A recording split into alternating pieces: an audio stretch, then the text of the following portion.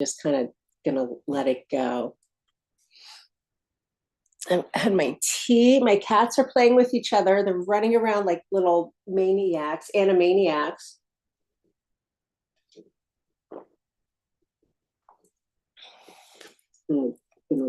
Excellent. Okay. How do I have an awareness of my Zoom without having to watch my Zoom? Animaniacs. I guess I just turn my mute on and hide my window a little bit. There we go. Hide my window. Good morning. Good morning and hello. What a day. It is November 1st. There is a thing happening in the United States on November 5th. I'm not sure if anybody else is feeling a little bit activated by this, but it's happening. It's coming on. Hi, Ruth. How are you doing today? So I brought some oracle cards. I have, of course, all of Chinese cosmology and super cool physics we can contemplate as far as consciousness. You're activated. Okay. Activated. I'm not set up to roll around on the floor. I will be on Sunday if you come to the Sunday somatics, which is pretty much this, only I'm in full jams. And we sit and we get on the ground and experience bodies. That is my cat experiencing gravity.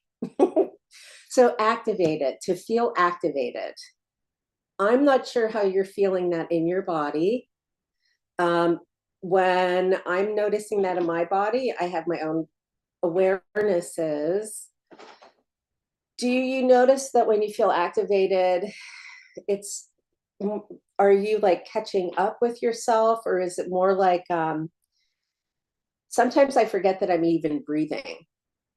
You know, it's like everything just gets to some sort of myopic, tiny little pinpoint awareness, and everything around it is just like that. And so whether or not that's your experience, activation can be really weird to be with. So I just want to acknowledge that, and acknowledge that a lot of the tools and guidelines that we receive about ways to shift that experience first asks us to be like still and silent. And that's not always the right thing to do, even. I was going to say feasible, or it's not even always the right thing to do. Sometimes, let me see if I can move this back. This has my other machine on it. 1 sec. Sometimes being a little bit active from the activation actually can make a little bit more sense. So I'll just be sitting on my chair here. But you can, if you're on a surface that has bounce and give to it, you can bounce.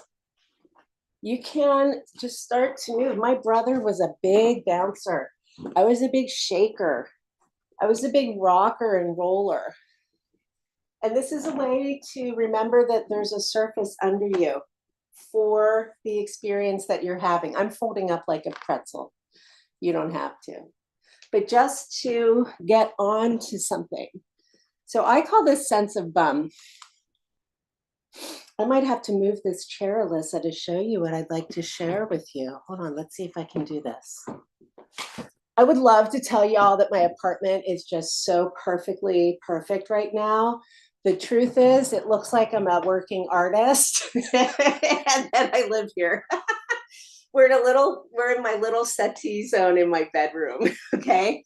But so let's try it. Zoom might suffer, but that's okay.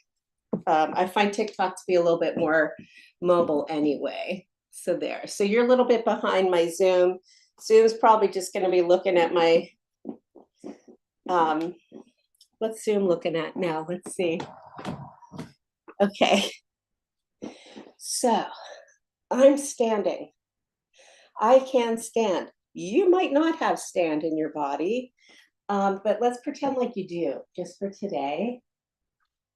Okay. And just like sense of bum gets us connected to the seat, sense of feet gets us connected to the floor. And so I'm doing a little dancey dance and feeling my feet on the ground. Now I have a little piece of glass in one of my feet, so I know that they're on the ground. It's one of those tiny little shards that's just gonna have to work its way out. Moonwalk, we could do that. But it's that whole thing of being on the planet.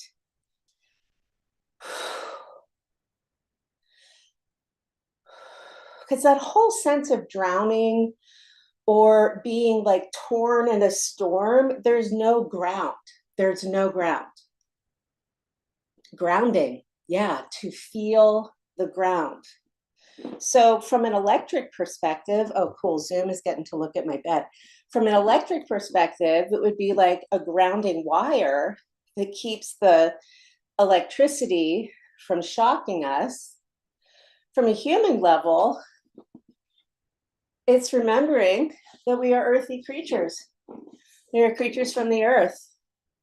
And I love bringing movement in.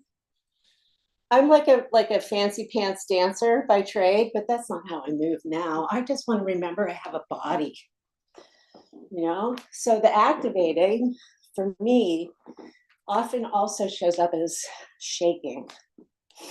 And can I share with you that shaking is something that the polyvagal science tells us is beneficial and useful. This is one place I do agree with them. The way I understand shaking is, hi, that's Darla. Shaking helps your fascia and your lymph experience together. So our fascia is our connective tissue. I think I have some pictures of it here I can show you. So like this is just one big line of fascia that goes from our neck. Look, this is connective tissue. Okay, it also kind of goes with the Chinese medicine meridians, but this is connective tissue. And hello, there's a lot going on there.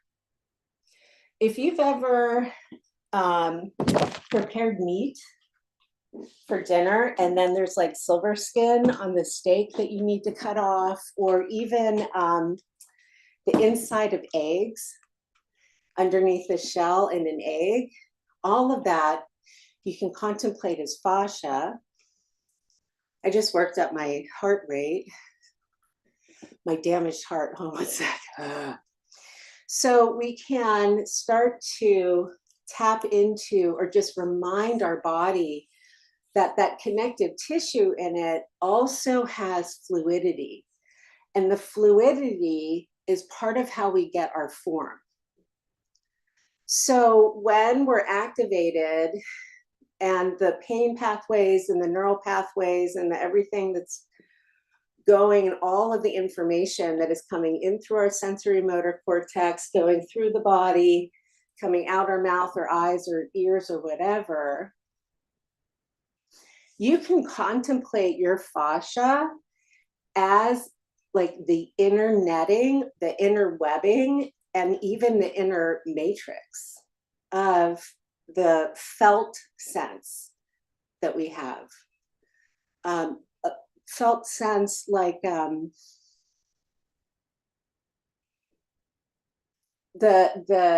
subtle hints that our body gives that lets us know.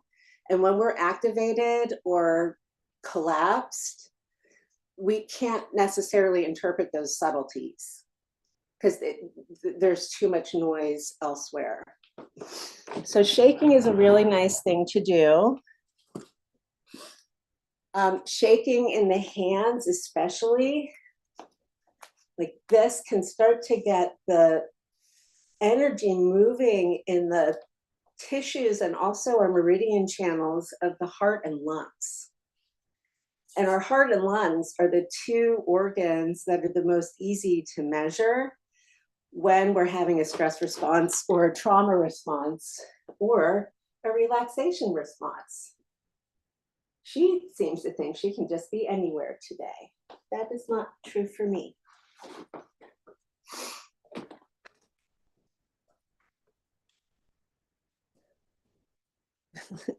I'm confused by all of these screens in front of me, Alyssa. There you go. So the shaking can help. The inner smile can help a lot as well. And that inner smile, oh, my perspective on the vibration plates, I own one, I love it. Yeah, the vibration plates are, you can stand or sit on them and then they vibrate at different frequencies. I like them. I do. You're reminding me I should use it more, actually. They're great for bringing long waves into the body. So I'm going to sound much more technical than I am, because we have to remember I'm a teetotal and tree-hugging hippie at the end of the day, as evidenced by my teeth.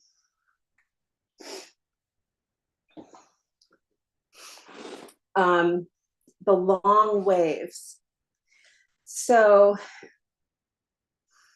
the higher the pitch of a sound, the spikier the image would be if some machine was visualizing or showing it to us what it looks like. So a really low note would only kind of be like this. And a really high note, it's kind of be a little bit like this.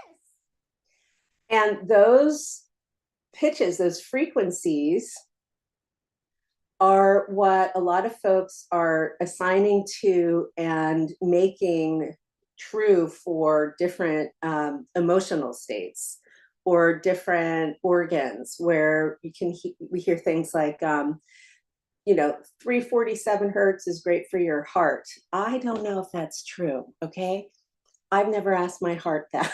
I really haven't. And hertz frequencies, the vibrational frequencies, not necessarily the tones, but genuinely the vibrations, do and can impact and influence our lived experience, especially in the brain itself. I have to look up what these are, Alyssa, because I don't remember numbers, but let me just look these up for you real quick. They're called brain oscillations. Hi, Debbie, how are you? We're talking about feeling activated. And what can we do? What's going on? What do we have around us? And then also I have other galactic fun stuff for us. But let's talk about oscillations in the brain. Oh, also, I don't know if you were here for earlier this week, my laptop died and it's not being replaced. I'm getting a crown instead. So I'm relearning how to live on a desktop. Can I tell you, a lot of my pain in my upper body is gone. So I don't know how my oscillations in the brain.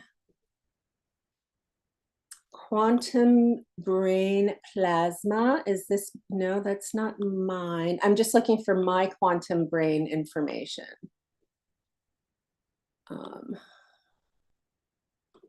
Okay, let's look for this another way then. Lymphatic. Nope, that's not me. That's not me. Okay, we'll do this another way. Brain oscillations. These are, it's hilarious that I don't know exactly what these are, Alyssa, because it's actually kind of like the core of how I'm understanding all of this, is there are vibrations that we can experience in and through our cranium, skull, ears, brain that create a response in our brain itself, in the area that creates and distributes our cerebral spinal fluid, is how I understand it. So that these oscillations, here, let me I'm just going to pick this up from Wikipedia. We can pretty much always trust Wikipedia. A neural oscillation or a brain wave is a rhythmic pattern or activity in the central nervous system. So our central nervous system is our brain and our spinal cord. Our spinal cord is like the main line to the body. Spinal cord injuries, if you've ever seen any, if you ever know anybody with any, a spinal cord injury is not a good thing. It can be very damaging. It can harm organs. It can limit mobility. It's very serious. So these oscillations coming into the brain and the central nervous system are a way that then our brain responds to that. And let me see if I can get you an image of it, actually. I'm sure there's a video somewhere right in front of me, since I have a giant computer. That depending upon the frequency of the brain, of the oscillation, our brain goes into different states that are measurable and often assigned to different conscious states or different states of awareness. So there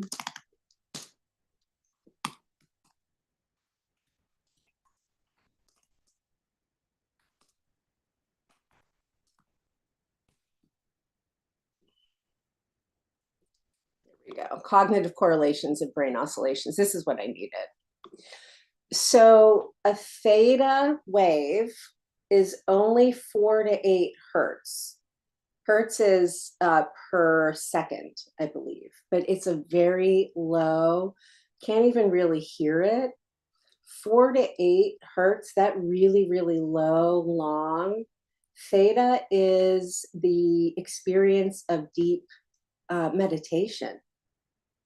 And it is an experience of open awareness. It tends to cause responses that are peaceful and soft and opening in nature.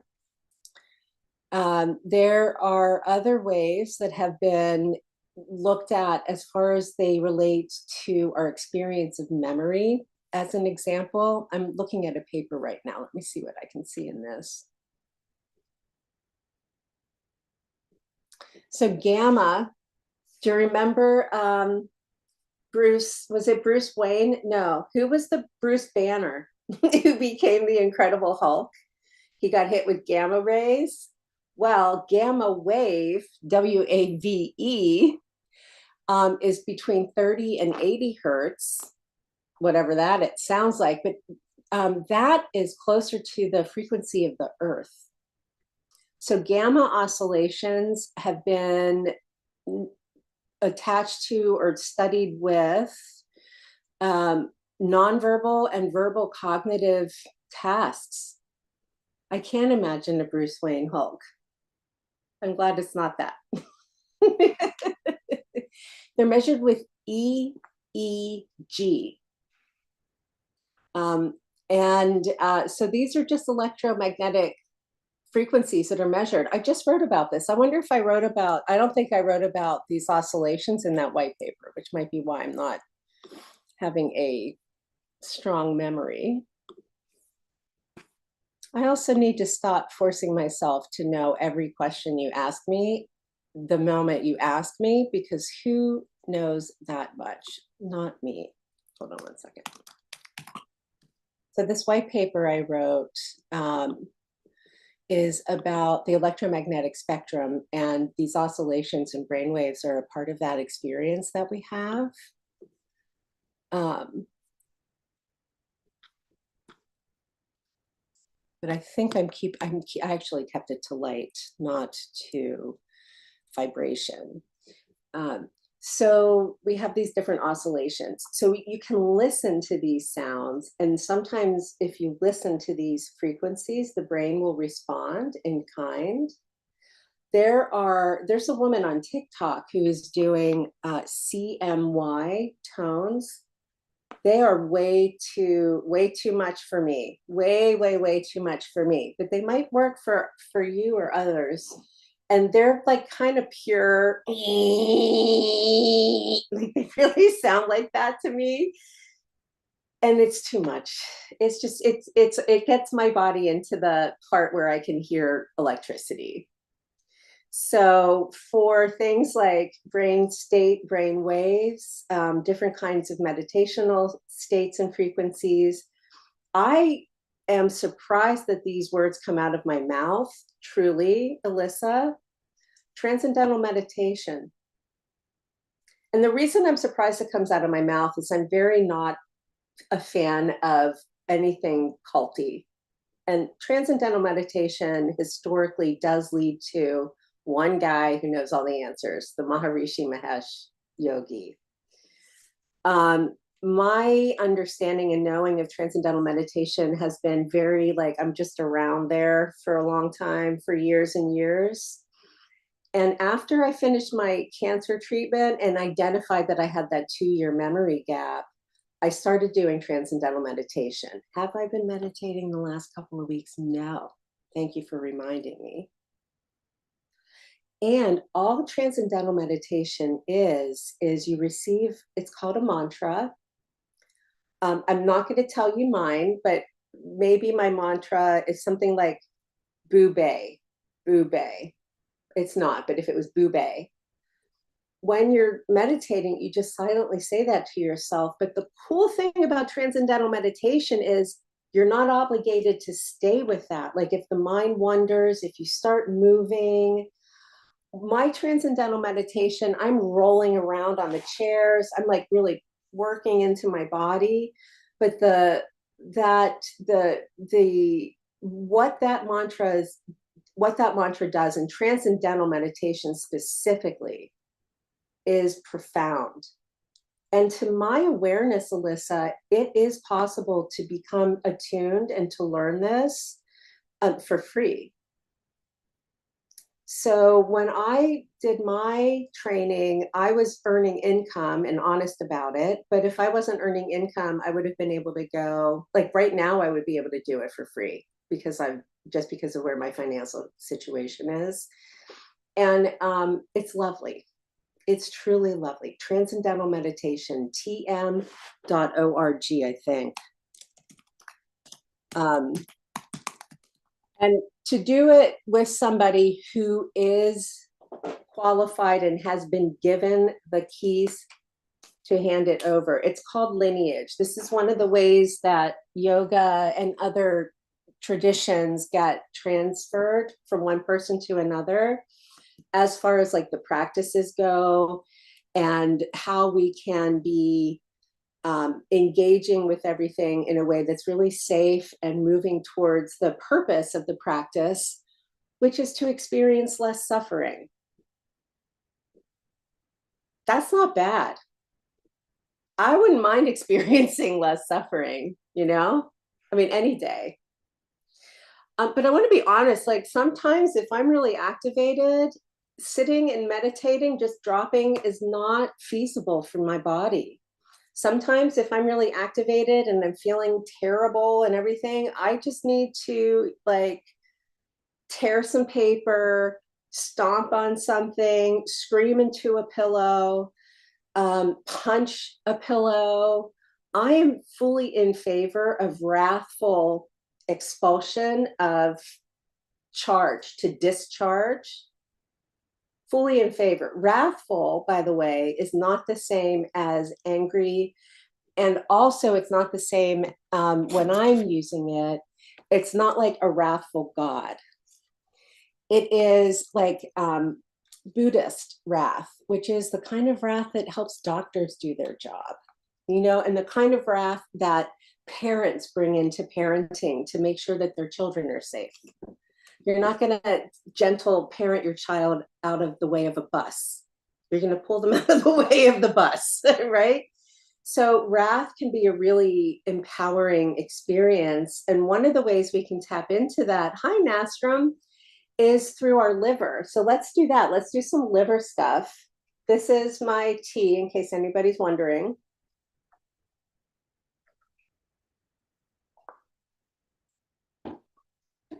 So your liver, if you drive in the US, your liver is on the passenger side. And as an organ, our liver is very, very responsible for how it's like the filter of the body. So one of the ways I contemplate liver is as like if your body was a fish tank, your liver would be the filter. Livers are super cool because they regenerate. So we like that. They're also associated with the color green. I'm glad that we're on liver right now. And the emotions are anger and forgiveness. Anger that we hold on to becomes resentment, right? I think we all can at least accept that just like as a thing. If you don't let go of anger, it grows into resentment. I cannot speak for Rippled Horizon. Thank you for being here, Alyssa and folks.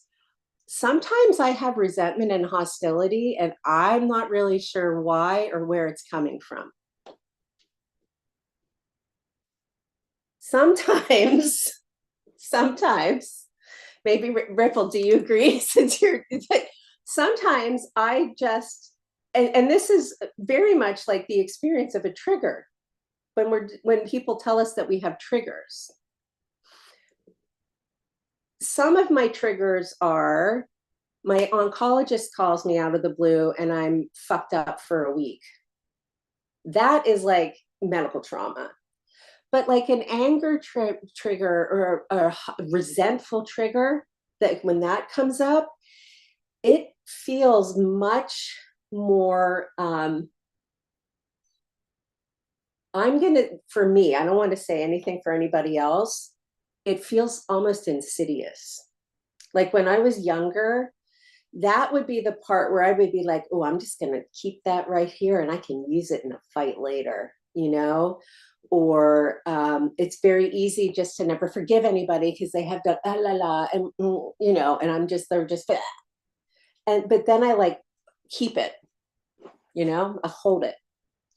So what the Chinese medicine approach to this kind of experience is to acknowledge that you and I may and probably do have anger hidden away in this organ, the liver. And we don't need to worry so much about it because we also have a Shen. And the Shen are the animating forces in Chinese medicine. They're laborers when you and I go to the acupuncturist. The acupuncturist is it's communicating, the needle communicates with the Shen. But when you and I are just like hanging out with our organs, it's like we're hanging out with the mascot of our organ. Okay. So the Shen of the liver is Hun, Hun. I should have some version of it right here with me. I'm trying to have more things ready to go when we're chatting. Here we go. I just found my flashcards.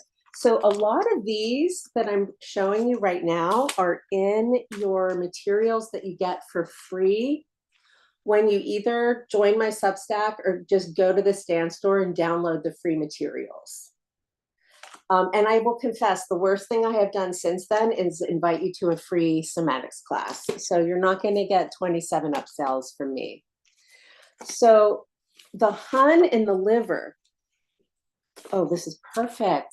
I wrote this little book. Hold on. I'm so excited. I wrote this little book. You can get it on my personal website. It's called Tao and the Art of Nervous System Regulation. I wrote it for yoga instructors, and then I got fired for not understanding yoga. Needless to say, they were looking for a formula. I don't have one for you. I just have information. But in all of the free materials, this is all in there as well. I think this is like $17 on my website, but let me show you the liver because you're going to be like, what? Just that with my liver? So first of all, look at the Hun. Hello, isn't he amazing? That's my art.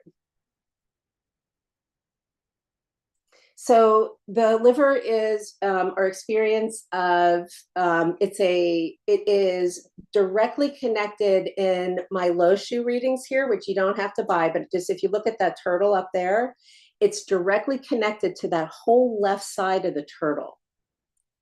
Now, YouTube's not going to be able to see that, but if you see on that Lo Shu up here, that three, those little three dots, that's where we're going to be contemplating this dude hanging out. And so what I gave you is a target. Okay, so this is a target for breath. And yes, Darla, you're sitting on my things. Can I have my things? Hi, Laura. I'm happy that you're here. So in the just straight up flashcards that, again, you get these when you get the free stuff. Oh, did I not bring it all? Of course not. Why would I have done that?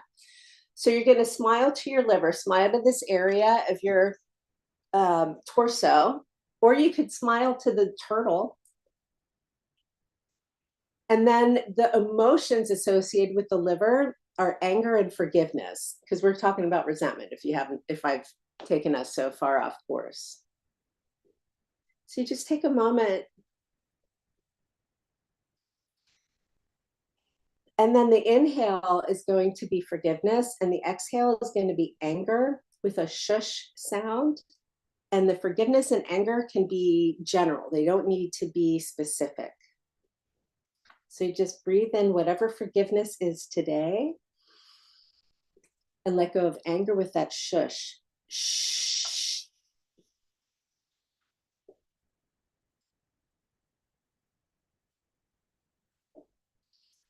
So breathing in forgiveness, that was my cat, and letting go of anger with shush. Shh. And when we're doing these breathing exercises, the hun, your hun, not mine or the big one, your hun, when you breathe and you're doing this, even if you pick a different breath, by the way, even if you pick a different breath, even if you forget the hun's name, doesn't matter. When we breathe in, hun says, thank you, come on, give me that courage, just like we need oxygen. And then when we breathe out, courage stays, and the hun goes, thank you very much. Those trees can use the anger. It's just like carbon dioxide. So the whole exchange, like the gas exchange in our body, becomes almost like a neutral way to contemplate the exchange of experiences emotionally. And forgiveness is a wonderful feeling, isn't it? It feels so good, but we can be too forgiving. If you have any experience with people pleasing and being a fawn, you might understand what it is to be too forgiving. And sometimes we need anger. I rescued somebody from a domestic violence situation. She needed anger. And then the collapse, and then the everything. She needed anger to get out of there. Her own. Gave her to take that step out of the door and then to collapse into the arms of other folks who could help her. So we don't contemplate emotions as right and wrong, good and bad. They're much more, is it balancing or is it imbalancing? Who's my daddy, asshole? I don't have a daddy. I only have a dom. Oh, did I make this 18 or over? Well, if I didn't, I just have to be mindful of my language. So the color of our liver is green. And our liver is paired with the gallbladder. And if you're familiar with what the gallbladder does, it stores bile to help us digest fats, which in fancy terms is lipid. Fancy term for fat is lipid. And I like contemplating. So what this does for me, and it may not do this for you, you just like play with this stuff and see, come on Sunday so you can experience this. And again, it's free if you want it to be, truly. This needs to be out. You need to learn this and know it and have it so you can share it with your friends and your kids. Okay, this is open source. I have been given the keys to the kingdom. And those damn dead Taoists told me I'm supposed to give it away. So here I am. So the experience of toning the liver can also help with, I've given this very specifically to a client in the past who was preparing for a gallbladder removal. And we did the liver sound before and after her surgery.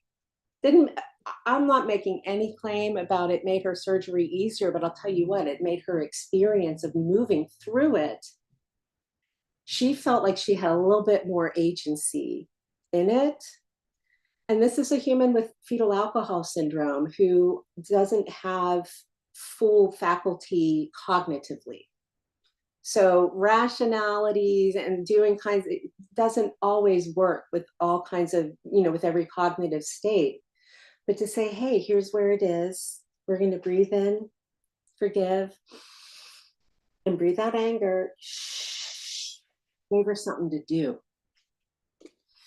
And shh is also a cooling sound. Many times in my experience, some of the breaths that we're guided into for emotional regulation are activating themselves. Or like you have to count, hold. Oh. That's the box breath. That's guaranteed to throw me into a panic attack, even if I'm like fully fine. Guaranteed. Just ask me to count something that's natural. No way. Look at your lungs, though. There's your lungs. That's Po. So this is grief.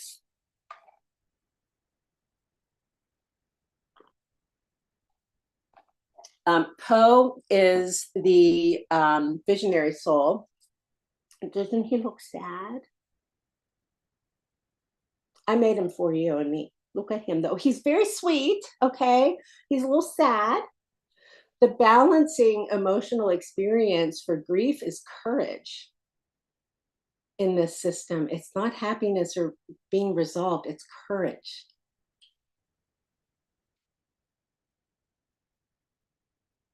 And I don't experience the courage that comes from working with grief in this way as, yes, I can keep moving forward even though my mother died suddenly and didn't tell me. Rah, rah, rah.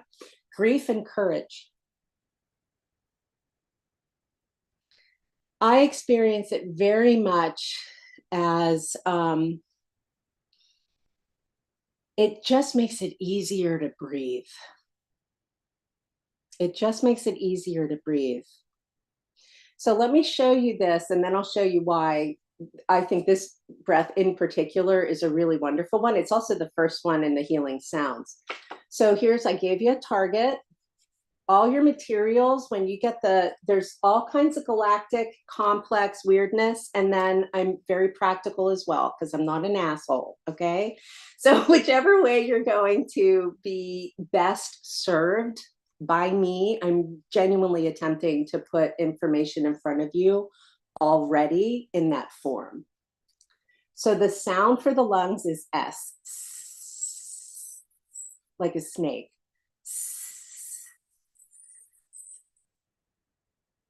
So you breathe in courage, whatever that means today, and then let go of grief.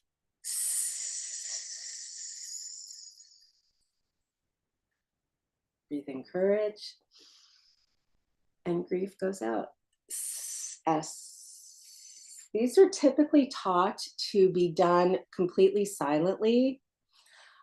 As the years have progressed, and very especially since 2020, I'm finding that folks are having an easier time connecting with this material, eyes open, maybe a little sound, and something to look at and interact with directly.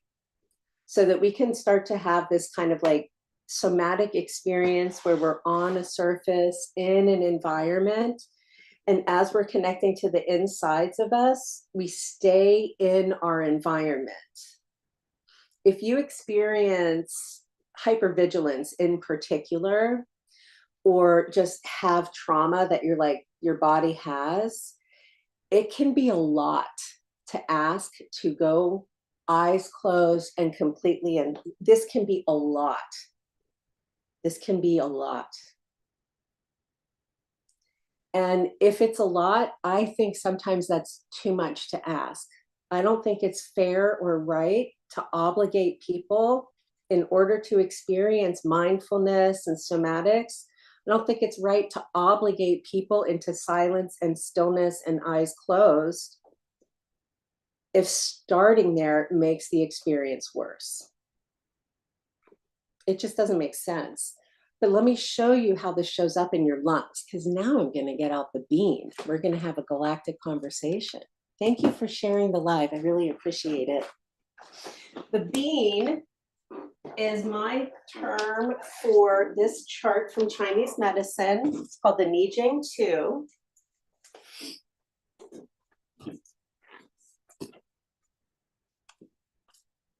Okay, it's called the Nijing 2. I'm not sure how Zoom is going to be able to perceive this, but I apologize to the Zooms. Well, I'll get better with all the multiple cameras. Wealth of knowledge. Thank you so much. All right, so we're in the bean. The bean is the magical mystical chart from Chinese medicine that Katie has turned into the galactic interface. So when we're in the Shantagrity framework that I designed, this becomes almost like you and I are entering into like a world of like a game. Okay, this is an interface. So the lungs here are behind the inner child and in front of the spine. Do you see how there's a space right here? Do you need, oh, hold on. Darla's having an issue. If y'all haven't met my cat, Darla, she's the one in charge. So, and since she's the one who like helps me, weapons of mass instruction. Was that you who came up with that? I love that so much. I really should like put it on a t-shirt. Cats are, they really are. But I also had some whiteboard markers here because I was prepared.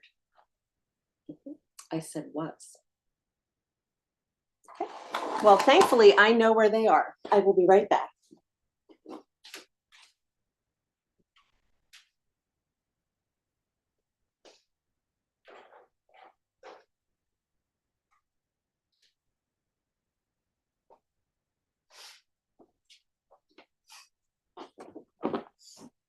And I just want to share, I do have to like promote myself sometimes and somewhat.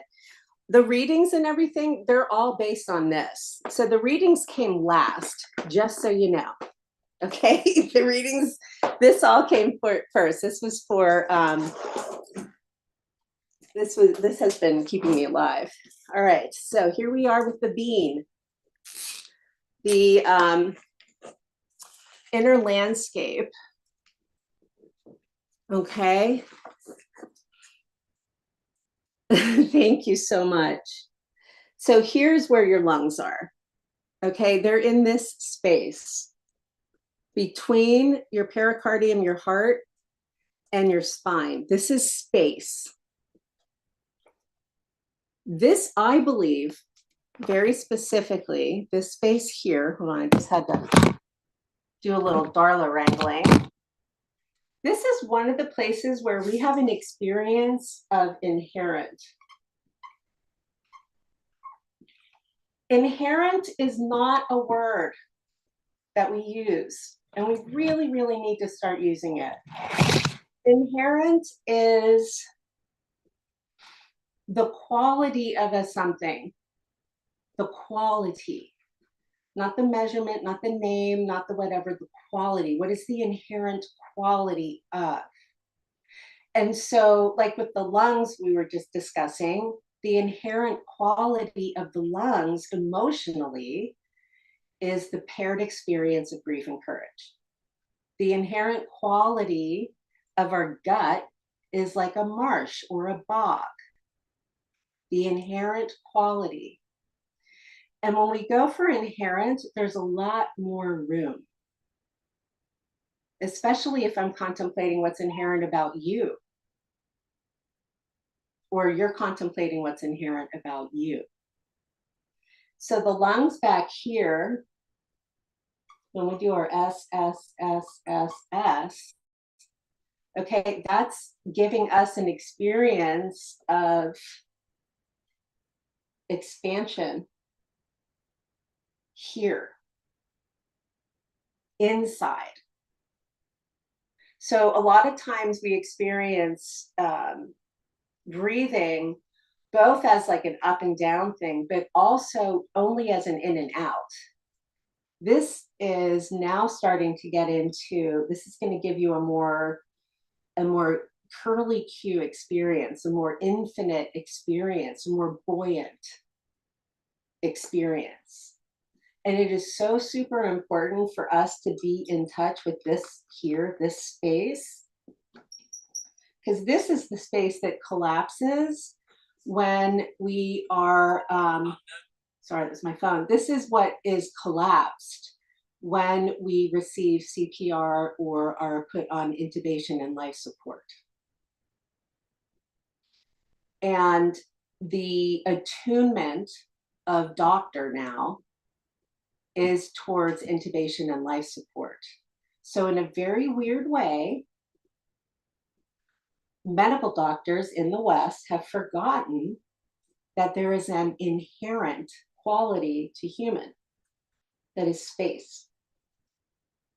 Because Dr. Peter Safar made the pericardium completely immaterial in the practice of medicine and emergency medicine. That is something I'll be working on for the rest of my life. But for you and me, we're going to just use the breathing to remember that we have space.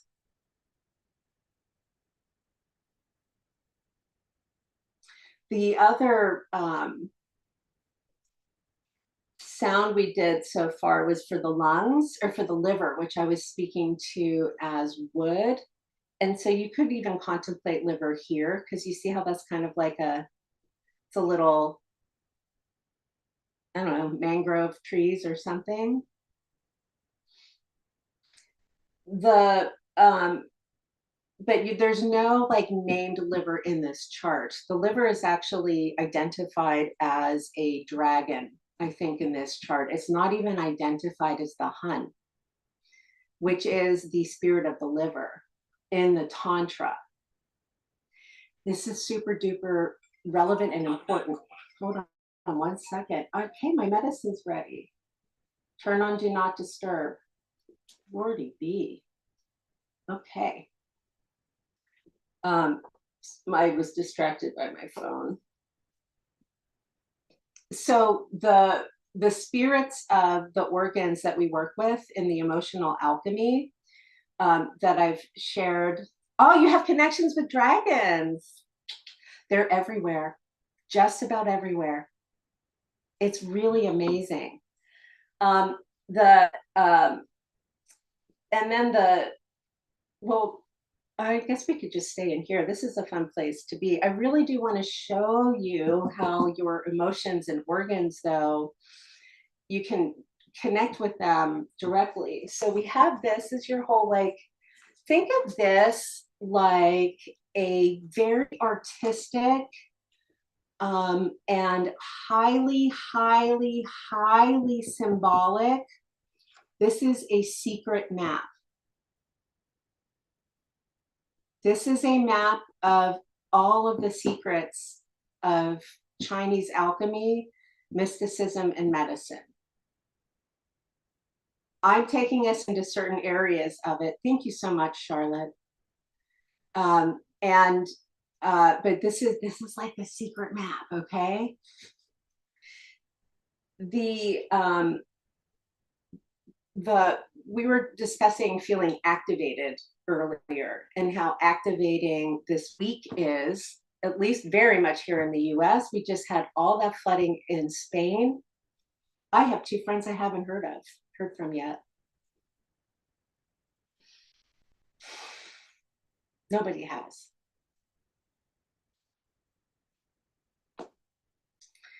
So it's a big fucking deal, okay? Being alive right now is a really big deal. And I personally think it's unfair for people who look like me to come online and say, if you do 4 exercises, you're going to manifest the life and dreams that you want.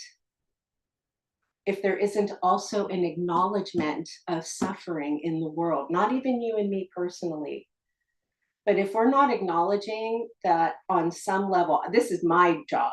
You don't maybe have to working with me directly, but like seriously, it is my job to be aware, because I'm a white human for one thing. Do you think I'm going to tell a black human to calm down right now? I'm certainly the fuck not going to tell any of my Jewish friends anything right now. I grew up 2 blocks away from the Tree of Life synagogue. I knew people who were murdered there, grew up with them. I'm not in a Israel positive space most of the time, but I will tell you for sure, because I'm pro-Palestine, it is not a easy place now for many of my friends who have compassion in their hearts, and also the lived experience of living relatives who survived Hitler. It's a fucked up place to be. So when I'm working with them, I'm not telling them what I think about shit. I'm helping them fucking figure out how they feel so that they can work it out. Light and dark needs acknowledgement. Yeah. Also, this system looks at dark as necessary. Hello, hi, good morning. It just got like really, really serious here. I'm so happy this has helped you. Please go download it from my free materials. Please go get it. If you join my Substack, you get a whole bunch, and my Substack is free. Okay, right now I'm only paywalling stuff that's either copywritten by me or my white papers, because I have to look super important, okay? But everything else is free. And I'm also working on my YouTube more and more, so that you can not have to be fully, dependent on my existence.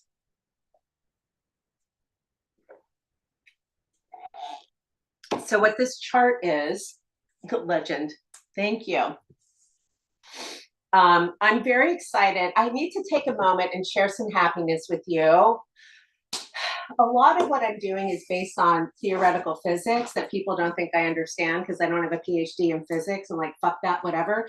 I finally met a physicist who gets it, and he's married to a Chinese medicine doctor. Yay! I need you too, Charlotte. But what I'm saying is you shouldn't, it's not in the spirit of this for me to be the block.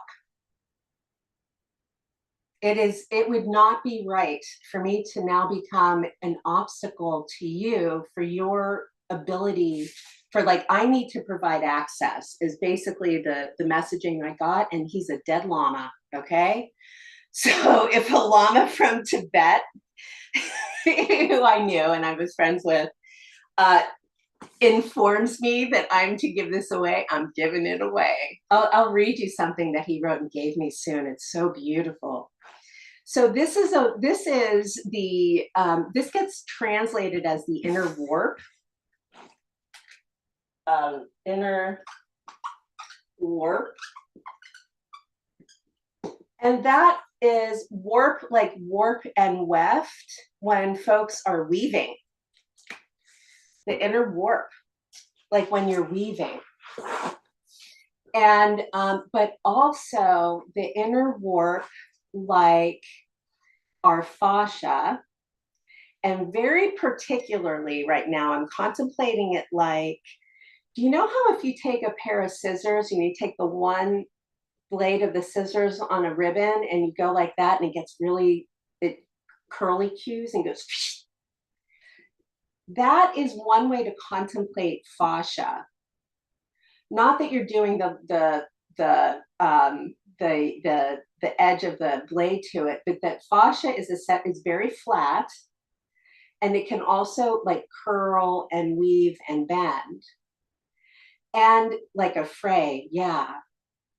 And navigating it is very similar to, I navigate my fascia tactilely. It's very strange. This is just part of my synesthesia, and from the inside, because I'm weird. But it has tons of space in it, tons and tons of space. So the black here, one of the lines in the, I think it's the Tao Te Ching. There are many texts that this references, these entities reference, but one of the lines in the Tao Te Ching says something about like, know the white, but stick to the black. Know the white, but stick to the black. And so if I was going to turn this into a whole person, I would have to close the system. This is an open system right now. So all I have to do to close it is just give it some skin. And now we have a whole human being.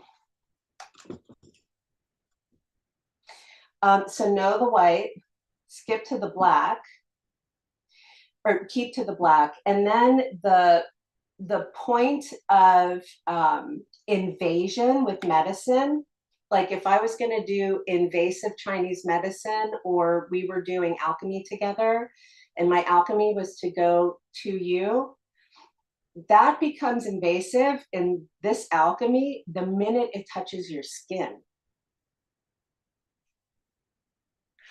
which is super cool because that means hugs work on the inside. That means acupressure can help on the inside. You don't have to pierce the skin with the needle, okay? Because we have a needle represented on the inside here with the weaver. She has a needle and thread. But you can do it with pressure also. So if you've ever had like a foot rub, or you've gone for shiatsu or any of these Asian bodywork modalities, many of them are still working with the same channels of energy and the same metaphors that your Chinese medicine doctor is. I don't think most of them, though, are getting this deep. So what this is charting, they're called extraordinary vessels. Most important word is extraordinary.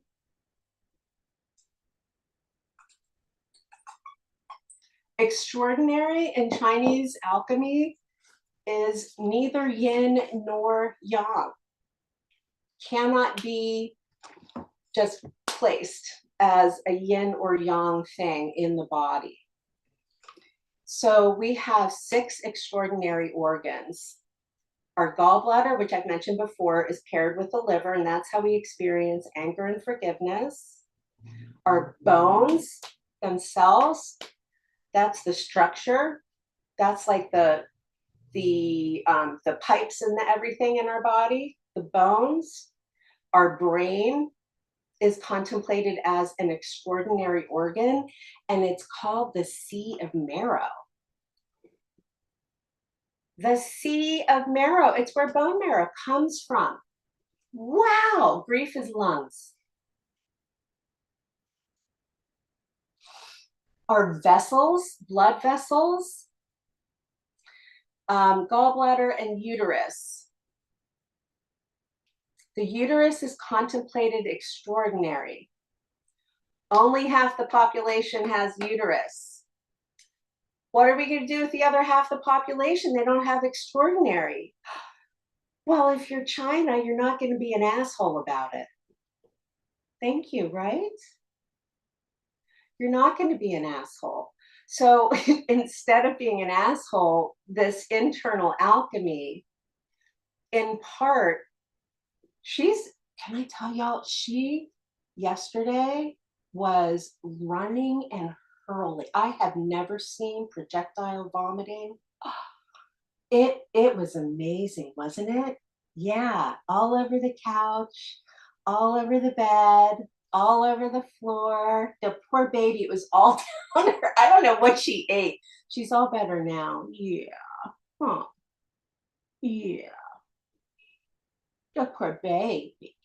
I need to change my shirt because I'm sweating and I don't have to because I'm at home.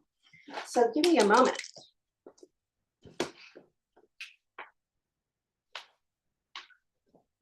I just cleaned out how I keep all my schlumpy clothes. That's my word for comfort. And I thought it was finally cool enough for me to start showing up in like street clothes, but it's really not. I had a meeting this week. My friends, I had a meeting this week.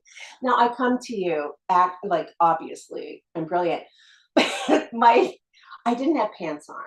Okay, I didn't have pants on. My hair was wet, and I had been bawling. I'd been crying with joy, And then I couldn't do the meeting, hiding. I thought I could just not be on video, so everybody got to see me in my like board shorts and t-shirt. It was real fun. Turned out well. Just got the email from the CEO and the physicist just now before I got online. So amazing when people accept you as you are, isn't it?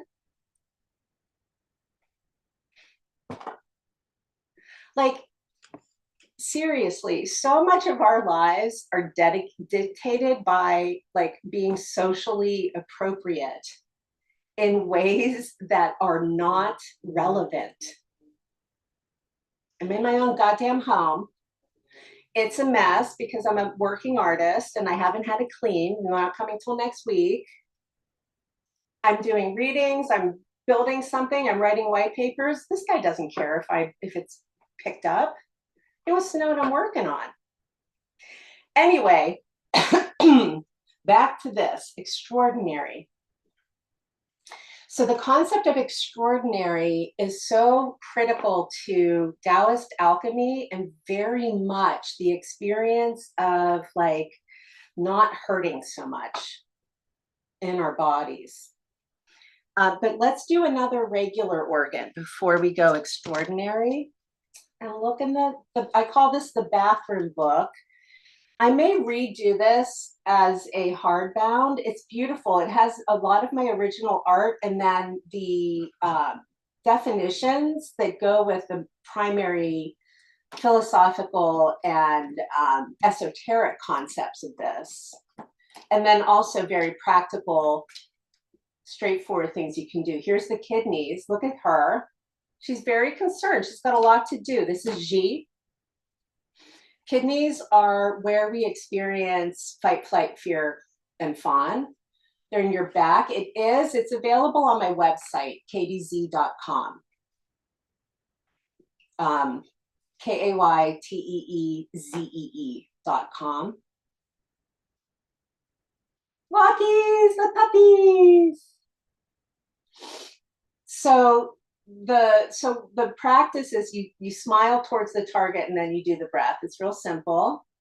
And then when it falls apart, you get the art. Look at her. She's lovely.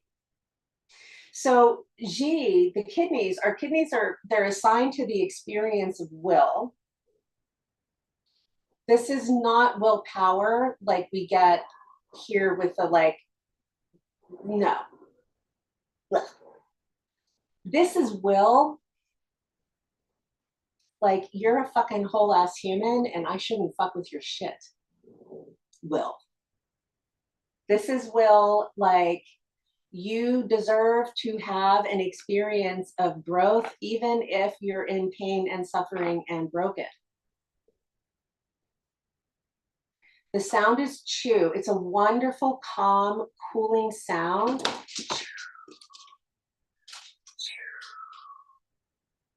That is the sound for me.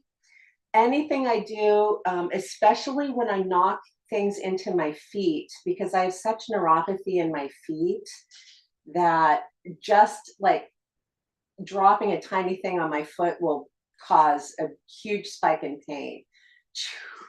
CHO.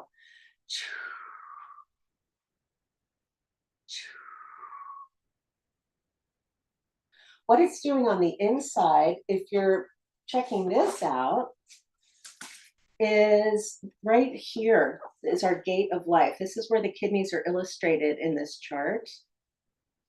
And this is often colored this way. That was, don't tell my mother I did that. She's dead, but still don't tell her. Okay, so this is fire. Oh, and then, but you also have the fluid of your spinal, right? Because we have our cerebral spinal fluid going through here. Your cerebral spinal fluid is what is feeling the effect of your stress, by the way. Okay, it's not your fucking vagus nerve. I'm fucking sick of that shit. I've gone after them so many times. I'm going to start being like really loud about it. Your vagus nerve in this chart is all the way up here and is not to be fucked with. But also, once you have a stress response in your body, okay, that goes to the kidneys, our kidneys are low. They're far away from our brain. They really are. They're far away from the brain. And the only time we ever interfere with the kidneys directly is when they're not working. Cerebral spinal fluid, yes. So, gate of life, also where we experience fight, flight, freeze.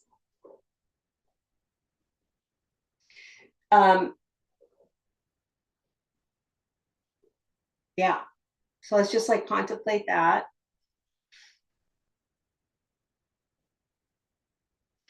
The store, they're also called the storehouse of Jing. So Jing, Jing, is the it's the densest energy we receive when we're born. I know that y'all probably have heard of Qi, you know, like Qigong and Tai Chi, Qi, Prana. Yeah, guess what? That's not the only kind. Nope. Because Taoism is tricky. It's a tricky motherfucker because the Tao that can be named is not the Tao. But that doesn't mean that the Tao cannot be named. It means that as soon as we label, identify, mark, or measure something, it stops being part of the whole. And then we have to go, it becomes, it's like a lily pad rather than a destination. So the kidneys as the gate of life and Jing as the energy that we're born with, which corresponds to infrared light. We can feel it, we know we have it, but we can't see it. That's what Jing is, electromagnetic spectrum wise, according to yours truly, and also physics. Because I'm testing all my logic through physics, not through, and through computer science. This is T, in case anybody hasn't seen my warning. Infrared vision board. I have to, my house is getting clean next week, and then I'll know how I can set it up. It's getting done on Wednesday. So the infrared vision board is a process I started like 25 years ago. If you've ever done a vision board where you cut out pictures and you put them and then you have your vision board, and that's amazing. I do mine all unconsciously and through symbols. So yeah, so we're gonna it's gonna be super fun. Just a moment here. I might need to go to the restroom. Just need a moment. You need to get your own infrared. We already have our own infrared. We already have it. It's as I understand all of this now, I am so tuned to this turtle, whatever. I can't do this backwards. I'm mirrored to myself. The Lo Shu turtle Oh, the mandala, yes. So this low shoe turtle is analogous and very much not the same at all. And it's analogous to like a turtle island in that the story and the creation and the whole way that the low shoe divination came to be was after a flood. There was a great flood, and a leader goes to the riverbank after the flood, and a turtle emerges and has these shapes on it.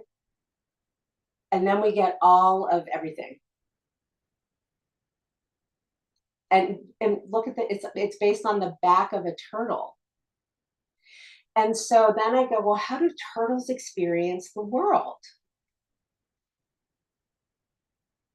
But it's very like this. It's very much like when you put blinders on a horse so the horse can move fully, but it doesn't have such a big, wide side view. And then the horse kind of like chills out.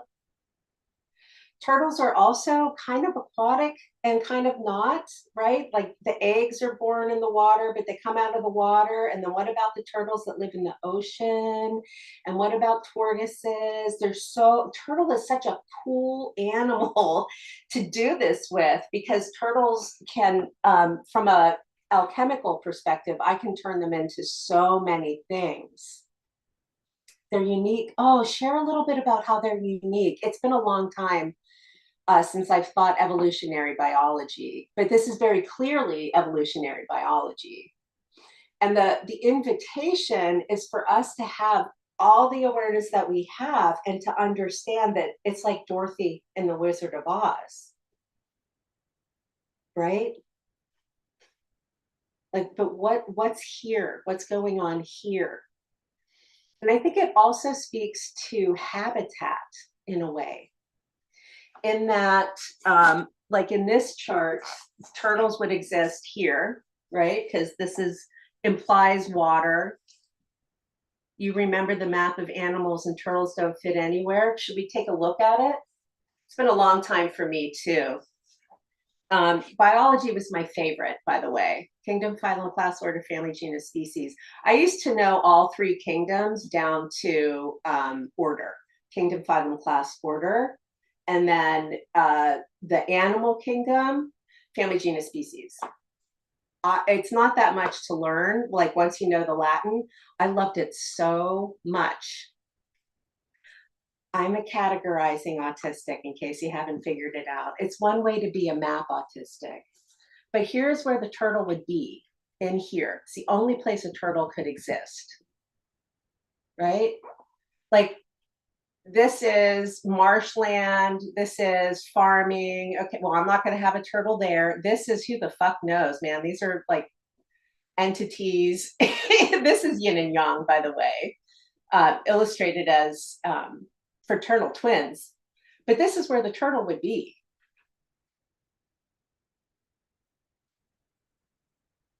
And we're told in this chart, and we're told in the teachings, that this is where we experience success, not here. This is where we experience growth, not here. Because once this exists, you're in existence. This can never be fucked up. What is it? Shall never be denied. Okay, so like once you're on the planet and you exist as a whole ass human, this is given. Gravity is given.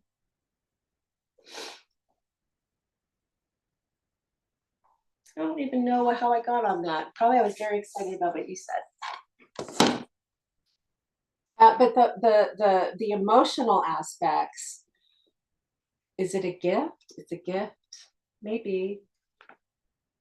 Gravity is given. No. For me, gravity is given like if I was doing a geometric proof. So when you do a geometric proof, you have a whole bunch of givens, and then you do a whole bunch of logic. When I was in the 6th grade, I made up a theorem. A theorem in geometry, I have to look it up. I can't remember, but the theorem I made up is called the Kaz theorem. And my teacher could not disprove it, so we were allowed to use it all year. And it just so happens that it turns out it was the golden triangle. I made up some geometric theorem, 6th grade level Fibonacci. She's a weird one, this one. How would the section to the correlate to the chakras? It does. Can you give me a moment to use the restroom? And then I'll be right back. Yes, it absolutely corresponds to the chakras. I cannot wait to show you. Hold on. Hi, sweetheart.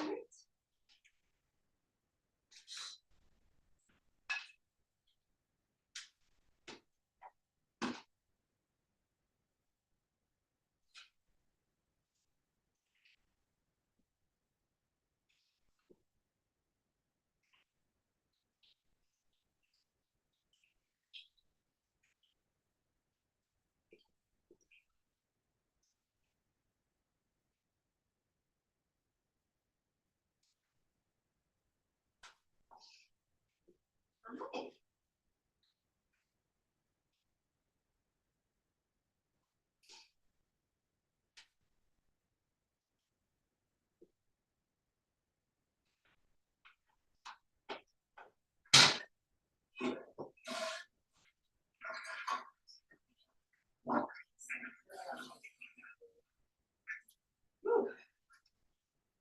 Thank you, thank you.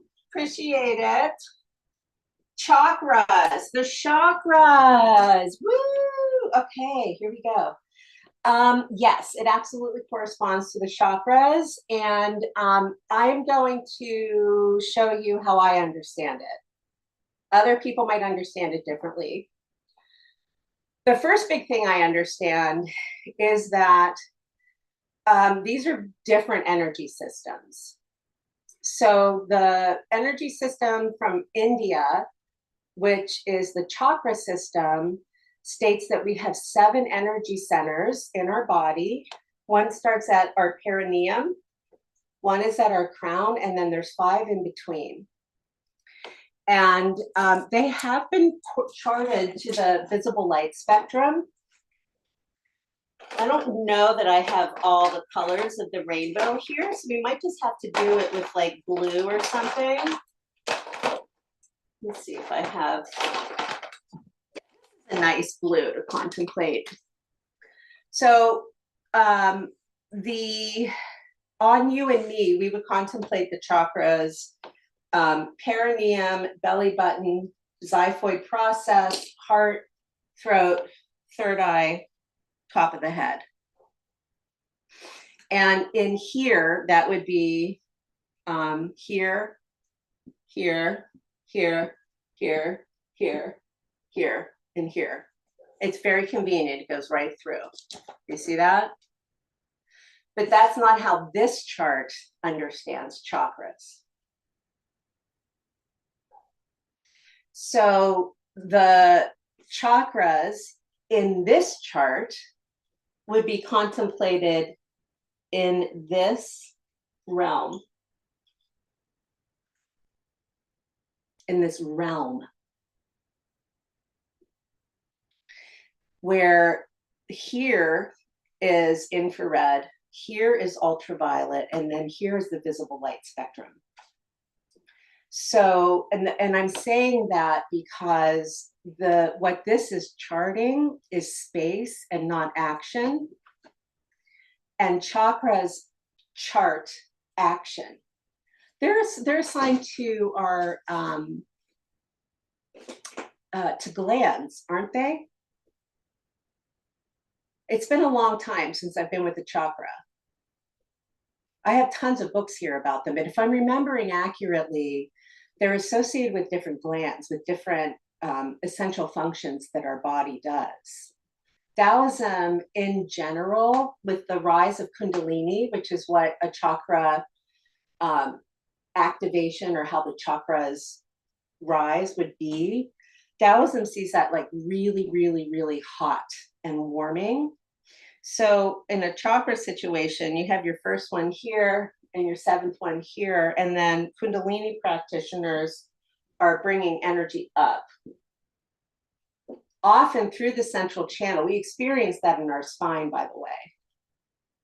Taoism's like, that's beautiful, way too warming. We're just going to hang out on the inside.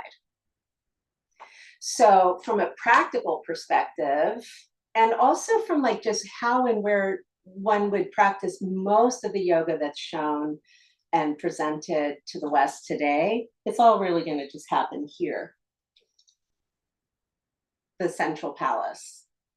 This is the part where we're in the world active. It would map to the biological, social aspect of a biopsychosocial framework of wellness and well-being. But like I said, somebody else might have a different opinion. I have a really cool image that I use sometimes. Let me see if I can find it for you to show you.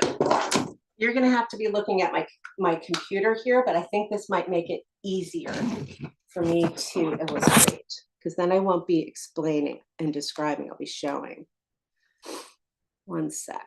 This is from this white paper that I just published this week. I don't know where it gets published to, but I published it to Substack. Here we go. I'm going to turn this so you can see it. How do I turn my thing? One sec. I should be able to switch my camera, right? All right, well, if I can't, I want to do this so that I'm not making you sick. There, can you see? Yes, all right, so let's do it this way.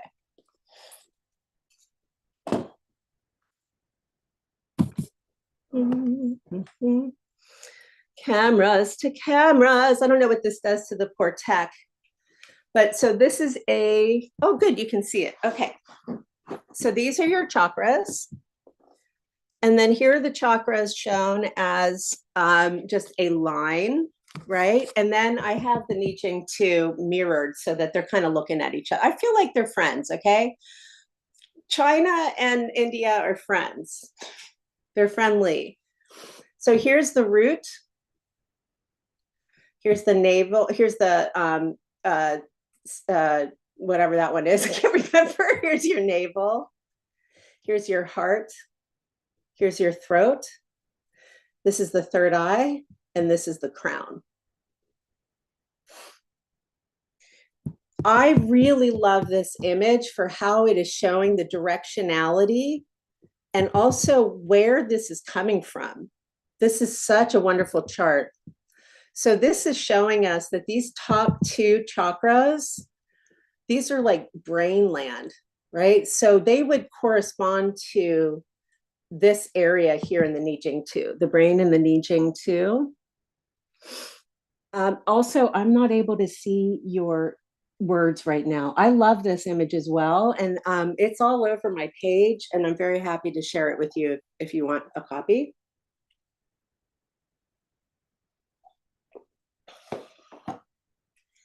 Here's our heart. Do you see it comes from C7 and T1? On the bean, this is the area that corresponds on the bean. And this area here, will my white marker, it won't, oh, that's too bad. I was really hoping I could do a little white marker on that. I'm gonna have to get vellum paper or something, but this C7T1 is illustrated here. This is where we experience a dowager's hump, is another word you might know for this. So when people are talking about like cell phone neck and your chin juts forward and everything gets wonky and wacky, that's all happening here. This heart, I like how the heart goes also into like C7, T. It's just really fascinating. This is not how they're different maps. Also, TCM tends to be pretty fully black and white. The colors come to provide like a lens or a filter more than they might be there to provide like a truth in what everything is that you're looking at. Oh, I'm glad you're getting something from this. So these are they're vortices, right? They're active. They spin. They do all this amazing stuff. When you're told that you have a block in your chakra, they're talking to your fucking central nervous system. That's really goddamn rude, by the way. Okay. Your chakras might need a little bit of fluffing. They might need, because these are flowers, right? They might just need a little bit of change. It is rude to say that you have blockages when the blockage goes to your fucking central nervous system. Your central nervous system is the very most important part of you. Why would we do that to you? I don't think it's right. Would you please get out of my way? She's sitting on my chair.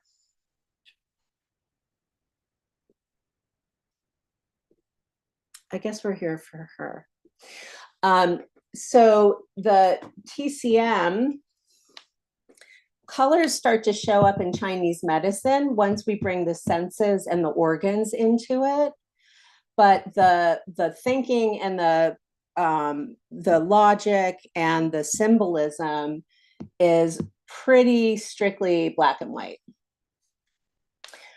Which is hilarious to me when people start talking about black and white thinking. The nervous system is stuck in an anxious sense. It makes sense if the nervous system is stuck in an anxious state. So I'm just here to share that it's not only your nervous system. We have 7 systems that keep us alive. They're essential to functioning as human. Respiration, secretion, excretion, growth, digestion, reproduction. Oh yeah, no, it's just because you're going to feel like a lot less pressure. It's just a lot less pressure. So and I just please I want to be really, really clear here, naturally natured. We are in the realm of Katie's opinion. I am not stating this as scientific fact. It is my opinion that obligating a whole human to override natural, innate, inherent, and automagic functions through one point in a massive, massive, complex system, like a human being,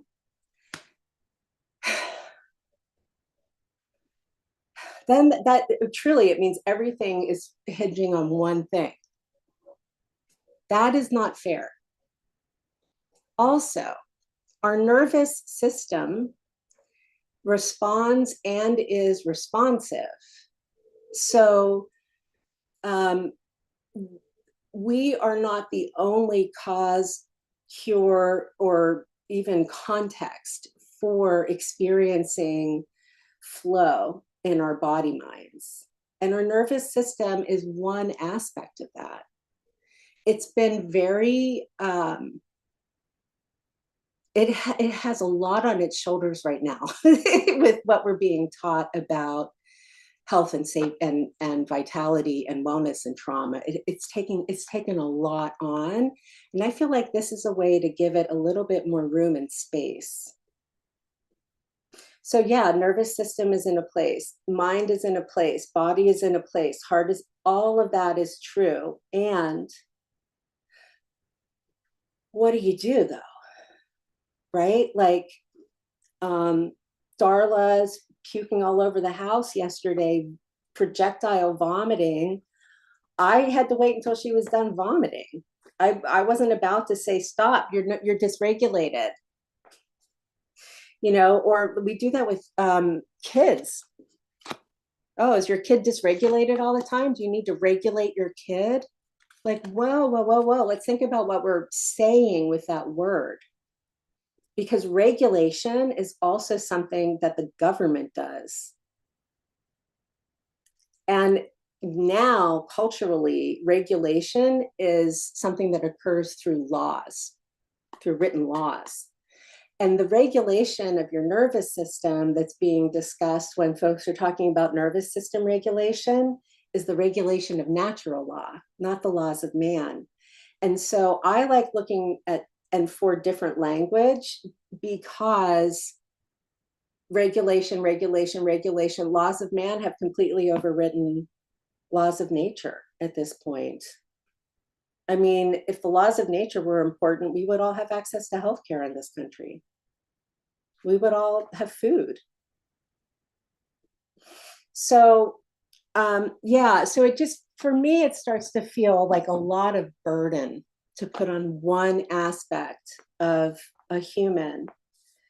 And also, if I approach it like an information architect or a technology human, which I am also, and I'm going into something like, I once had to do an assessment for the Bay Area Rapid Transit for the BART system. They're the big trains that take humans all through the Bay Area. I don't know anything about trains. I don't know anything about a server. I'm an information architect, but it was very much like going into the nervous system. Yes, it is very hard to live by the laws of nature. It's just about impossible.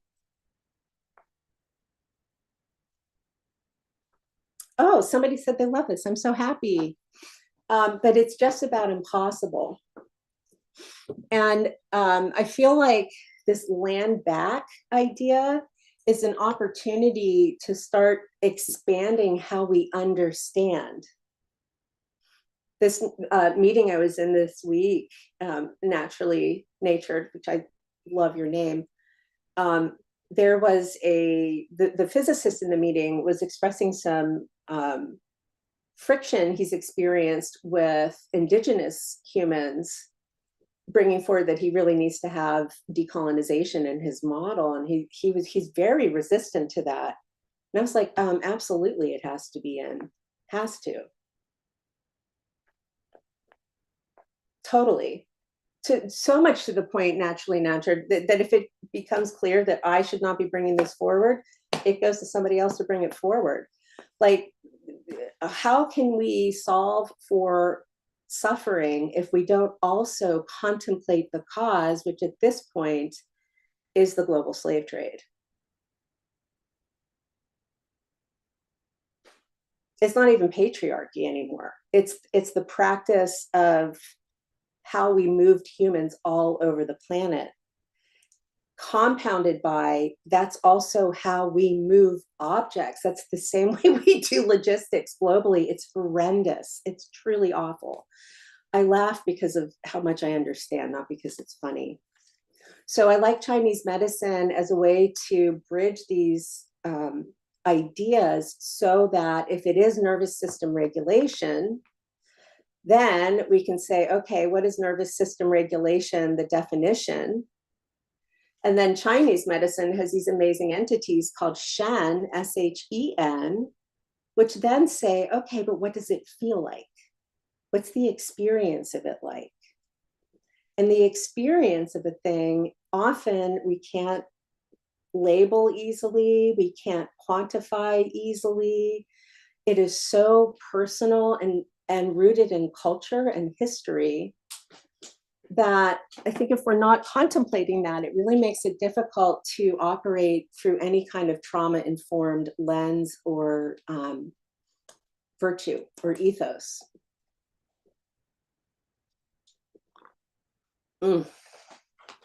Water, perspective you haven't gotten yet. You're at a global greed is a major cause. Yeah. Diminishment of humanity. Mm-hmm.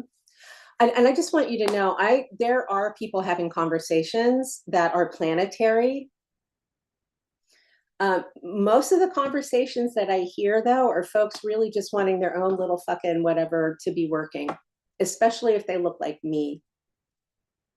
There's a lot of come take my course, do my thing, give me $100 and all of your problems will go away, which I would love to be able to say to you, but that's just not how it fucking works, right?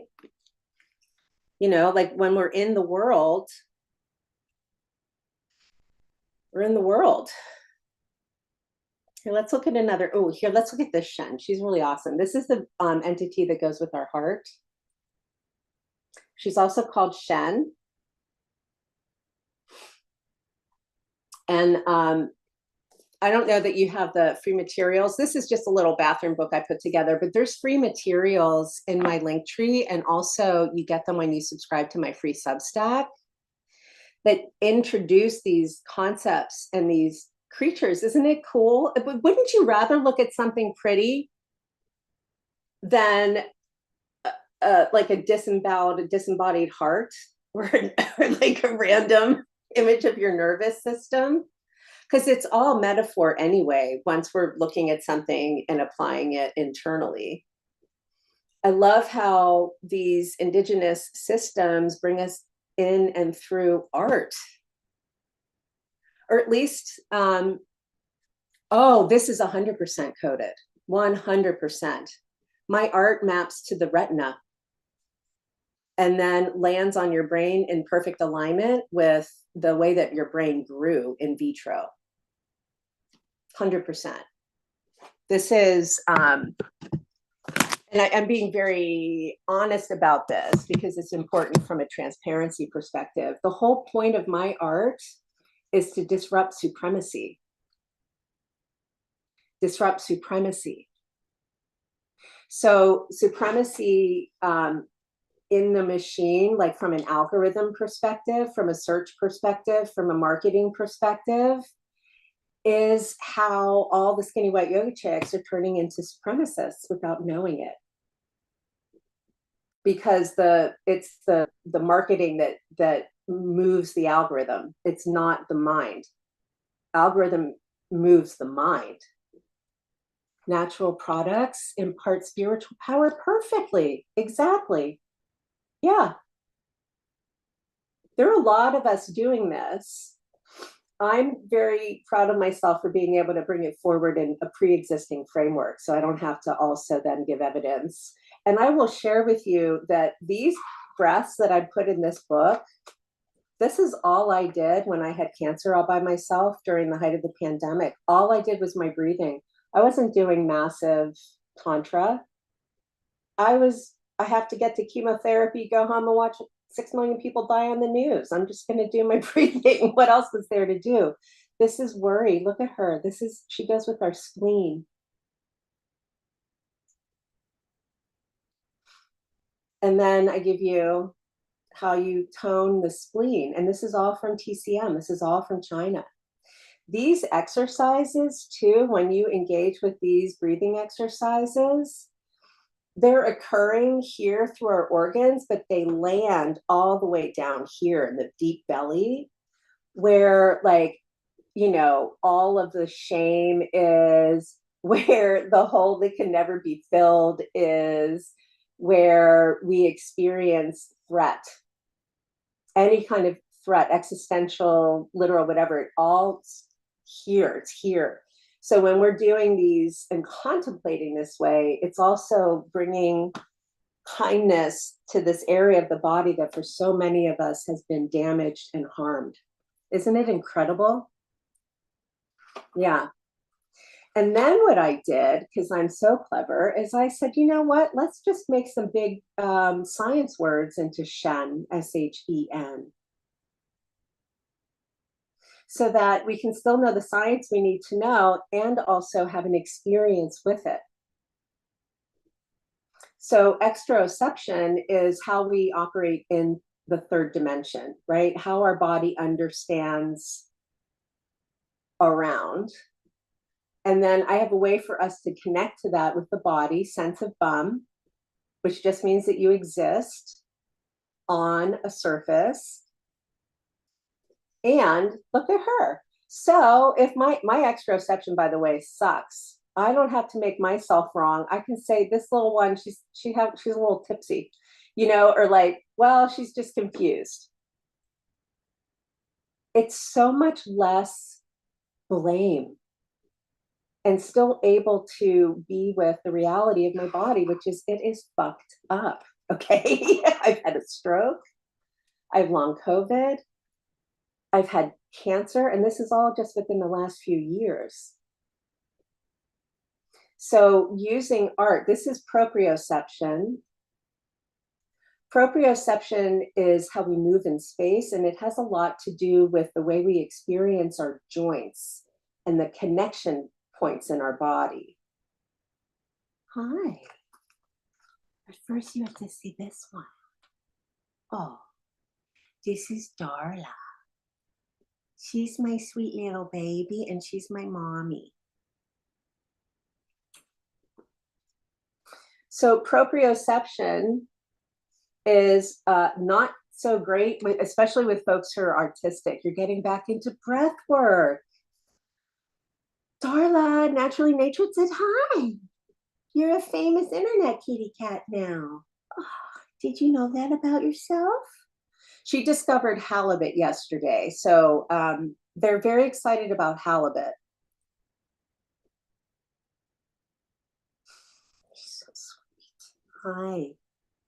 How you doing? Yeah, there you go. Just having a little. Thank you so much. Oh my goodness. Of course, you're the most important kitty cat right here, right now. There's no other important kitty. Oh my goodness. Hold on. We have to have a love break. Have to have a love break. I'm trying to. Here we go. Look at her little tummy. Oh, what I love about her the most is she curls up under my right armpit and purrs on my mastectomy scar. That's often how she wakes me up. She also comes to me. She'll come from anywhere in the house if I have a nightmare. She's amazing. So proprioception, we can connect to that through our pericardium and the sound he. Just real simple. This is a healing sound. This is Tantra. This is Chinese Tantra. This is authentic and real. I am making it useful.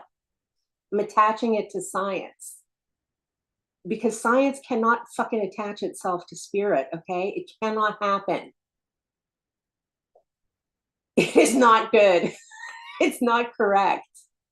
Spirit attaches, okay? Spirit is what it is. Science is how we understand it, right? Fur babies. She's one of my favorites. She has this hole here mostly because I walk into things all the time, constantly.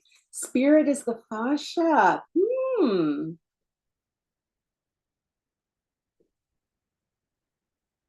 Interesting idea that the spirit might be our fascia, huh? Fascia, Alyssa, I'm involved in, not as much as I used to be. There's an organization called the International Fascia Research Congress or the Fascia Research Society. Healing Sounds, they're right here. They're all in here. 6 of them. And then in the free materials, you also get the microcosmic orbit. So you start going right into the Tantra, right into it. The Fascia Research Congress. So there is a doctor from France.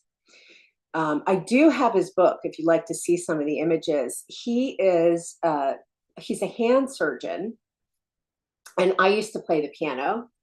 Every member of my family is an artist, musician. I'm very fascinated by hands, right?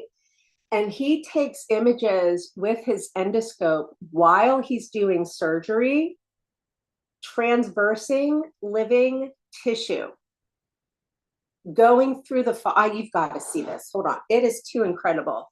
Mantak Chia is my teacher. That's what I think about him.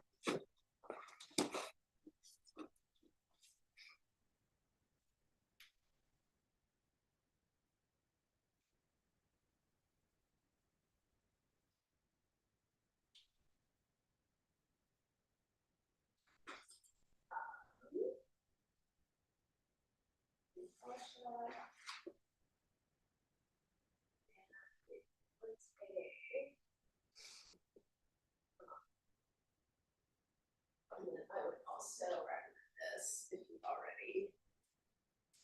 This is a good one. Yeah, Mantak Chia is the healing Tao. He is from China. He lives in Thailand now. Well, come hang out with me. But also, he's on TikTok. Mantak Chia, here he is. Here's his little face. Look at him. He's so cute. Okay, to my awareness, he is not a creeper or not an asshole. He did divorce from his wife, and that was a very exciting moment, but that was decades ago. He is, this is fusion of the 5 elements. If you're already in practice, this is a really good one, but I'm going to hide this because most folks aren't in practice. Let's look at fascia. You have this one? Or you have that one? We're so friends. We're already friends. Oh my gosh, look at us. We're the same. So this is Gumbertu, Jean-Claude Gumbertu. He has a handlebar mustache, okay? And he talks, I love how he speaks. I don't fucking understand him at all. There's another medical doctor named Robert Schleip from Germany, who I also never understand when I train with him. I cannot perceive their words. They're fucking amazing, these guys. There's an American named Gil Headley, who's much easier to understand. But Gumbertu has, I just watch his surgeries because I want to see how it is. And so he shows us what the fascia actually is. And then he gives us like pretty little like fractal contemplations, right? So when the skinny white yoga chick starts talking about the extracellular matrix being crystalline and la la la and all of this shit, which is bullshit, unless they're attaching it to the science. If it's not attached to the science, it's 5D, doesn't fucking exist. That's okay. What's not okay is making them the same. Because then when you're doing the work of Mantak Chia and the healing sounds and the healing Tao, or Neidan, which is the system I'm in, that the healing Tao is part of, it's like you're going to be using the wrong ingredients in your alchemy. So rather than contemplating like separation and right and wrong and this and that and blah, blah, blah, this is much more about where does it belong? That's all it is. Where do you place it? It's fucking China. It's feng shui. So the architecture of human living fascia is tensegrity. That's the word for it. It's called tensegrity. In our bodies, the word is biotensegrity. There we go. Our fascia is contemplated as fractal in nature. It does not turn into a fractal, though, as beautifully as like the Mandelbrot set or some actual mathematic equation, because it's biology, but biotensegrity. And then in architecture, in creating a structure, there's also a concept that's used called tensegrity. And you might be familiar with tensegrity through the work of Buckminster Fuller and the geodesic dome. I have a variation of the I Ching from China. I would love to tell you I made this up, but I didn't. It's the I Ching sphere. It turns the I Ching into a tensegrity structure.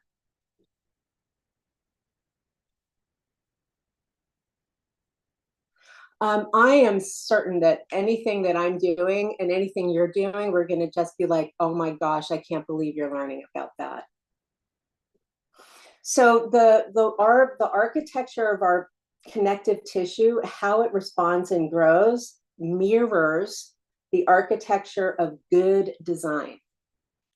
Good design. I do not understand how the suspension bridge suspends. I will be terrified of going over bridges until I die. But you can hang me up by my toe in the middle of nothing over a cliff and I'm fine if I understand how that power is working. So the in-between of tensegrity and biotensegrity is shentegrity. I made up the word. Okay. Shentegrity is KD for Wu Wei, which is what the Taoists call effortless action. Wu Wei, if you look at the turtle, is the thing that looks like the bowling pins that are all set up right behind the turtle's head. On the Lo Shu grid, the galactic grid of amazing awesomeness that always turns out perfect, it's the number 9. So it's just a little clever turn of language. But then if you look back up at that turtle, the number 2, which is on the turtle's left, is biotensegrity. The number 9 is shantegrity. And then I think that's a 4 or a 3. On the other side here is tensegrity. And those principles, this principle of tensegrity is the principle, and to my understanding, it is the nature, it is the structure, that is the universe, is tensegrity. And tensegrity is a factor of 3 because we're 3 dimensions. But this Lo Shu, okay, that's giving us 9 dimensions. 1, 2, 3, 4, 5, 6, 7, 8, 9. 9 dimensions, but you and I can only perceive and experience 3 at a time.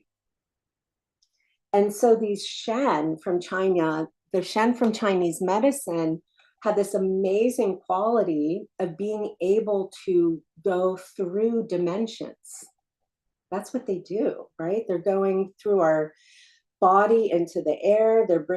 They change the chemistry in our body. When I was going paralyzed, I was getting acupuncture in my neck for my feet.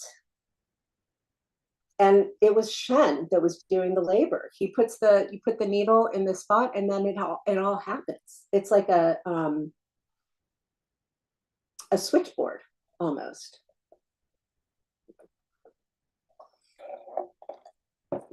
Tensegrity structures, when we're building them as technology, tensegrity structures, or at least for me, it's how I contemplate infinity and creating things that can scale to infinity without getting all mangled jangled with the information.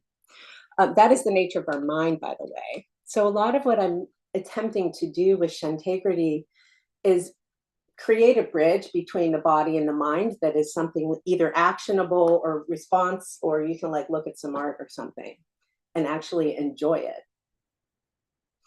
it. When Wu Wei and like the Tao that cannot be named, the Tao that can be named is not how shall I say? I love Mantak Chia specifically for a lot of these practices because of how practical he is. Upgrading to experience. Love it. Mantak Chia is very, very practical. And also the teachings that he's bringing forward and the tantric teachings that he has taught me, and the other ones that I know, have a very kind of like a bland relationship to arousal. It's a bland relationship. Sexual arousal, it's bland in that it's just contemplated as, of course, why wouldn't it not be?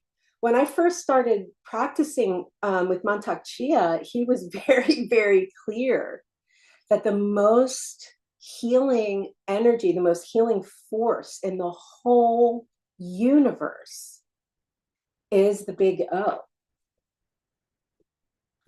He's like, that is the healing of that is it. But the big O then becomes all arousal and all of the ways that we can be with and transmute and experience that. So when we go back to those 6 healing sounds, we go back to sense of Bum, we go back to remembering that I exist, it's still there and in there. So I now experience Mantak Chia as martial in nature. It's much more of a martial art as I understand it now. And so like these exercises, these breathing exercises for our organs, you can teach these to your kids. Maybe you don't teach your kids testicle breathing, but you can teach them liver, anger. Bring the healing sounds into bedroom. There's a whole set of practices just for the vagine that are governed by the white tigress, who in this chart here on the Loshu grid, she belongs to the number 6. So on the Loshu, she's in between the two turtles, the two whatever, the arms and legs of the turtle on the right side. And historically, the white tigress was in charge of all of the jing of the men, the seed of the men. The white tigress. And she would say to the men, hey, don't be an asshole. And also here's how you get into that there. We like the vulva. Let's make the vulva happy. So the practice for men in these tantric practices is to key into and start to contemplate, and maybe if you're lucky, experience the fullness that a uterus experiences. And if you're really good, you get to experience something called alchemical pregnancy and birth, which I have experienced. I'm not a dude, and I also wasn't trying, but this golden elixir that Taoism teaches is a lived experience of the golden triangle. It's a lived experience of Fibonacci in balance. It's a lived experience of, it's not like that. And we're so much like this, especially with this idea of like nervous system regulation. I had,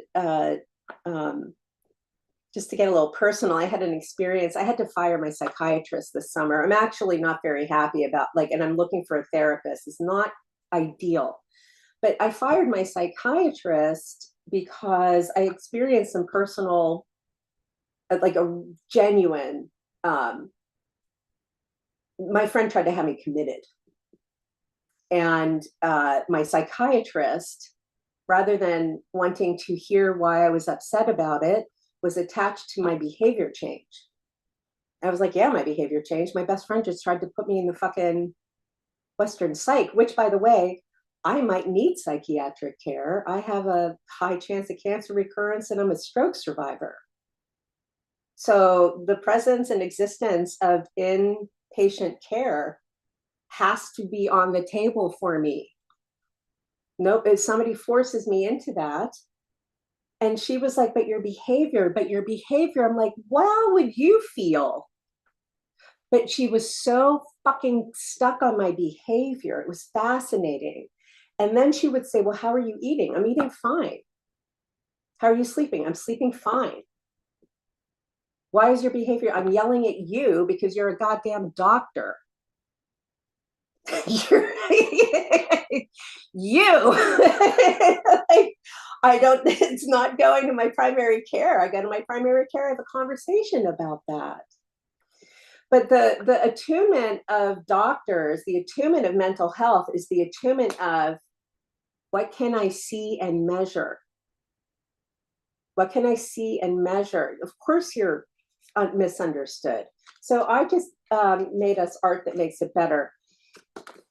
And now I understand. I have plotted the back of my eye, my own retina. I had to talk to a robotics engineer to get the engineering. It's very weird, Katie's brain after a stroke. I have a lot of memory loss of learning things. Like I forgot that I went to Carnegie Mellon for my master's degree after my stroke. Beyond regular human. I am personally getting very attached to using the word human. I'm using it as a white woman who holds absurd privilege in the system. The risk I have to my life right now is houselessness because of income. But I can walk down the street and not be too concerned, right? So when I start speaking about human and humans, that is not the same as saying a person or people. It's different. I'm speaking like biologically. And it messes people up, folks. Like, it breaks your head sometimes to contemplate, no, you're part of a species, right? We have a whole, like, we are in an unbroken line. That's what the whole like tree of life is. It's the unbroken line of, so we have the unbroken line of whatever evolution turned us into human. So there's our blood, right? And then we have whatever lineages we're in as it relates to culture and education. And if you look like me, we don't really have any of that. Like when when I had my cancer, I had to do it by myself, just because of the timing with COVID. And it was really fucking hard for me to contemplate how I wanted to do my therapy because my parents are dead. My brother has a wife and a kid. He's navigating through a pandemic, so he's doing his job. And I'm by myself at home. And so I used internal family systems and family constellations because I needed to have some way to key into some sense of lineage. I have no fucking idea about my heritage. None. I know I'm Sephardic. But nothing. Black Forest, great. That's lovely. What does that mean? I don't know. So I wasn't able to go into my crucible of death as dead, which is how I entered into my cancer, because I was still healing my stroke, and it was easier to go into cancer binary than to try to survive. I was just like, I'm already dead. Let's just go. Let's just get through. It worked. But it was really difficult for me to anchor to any kind of sense of heritage, history, or family. And you can go back to the 1100s. That's amazing. That's incredible. Truly. I go back to my paternal grandmother. That's it. You're from everywhere.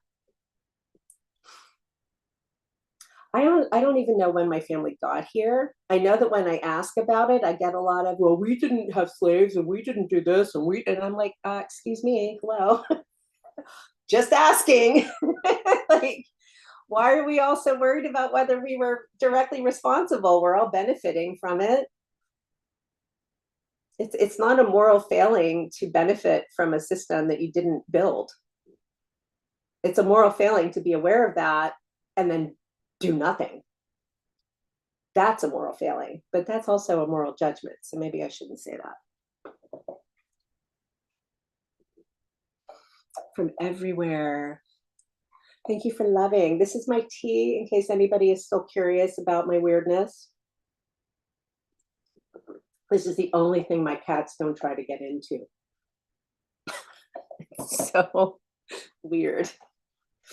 So yeah, so this shantagrity, so naturally natured, all of the basic exercises that I brought forward are straight up Mantak Chia. So you can find any of this in his work, any of it. And then I'm adding in other teachings that I've received and other disciplines that I know, but like the very basic stuff, you already know it if you're already in the Mantak Chia universe. He is, show you again, this is him. He's on TikTok. He kind of talks like this. He's very chop. He's from China and he lives in Thailand. He has this place called the Tao Garden that I went to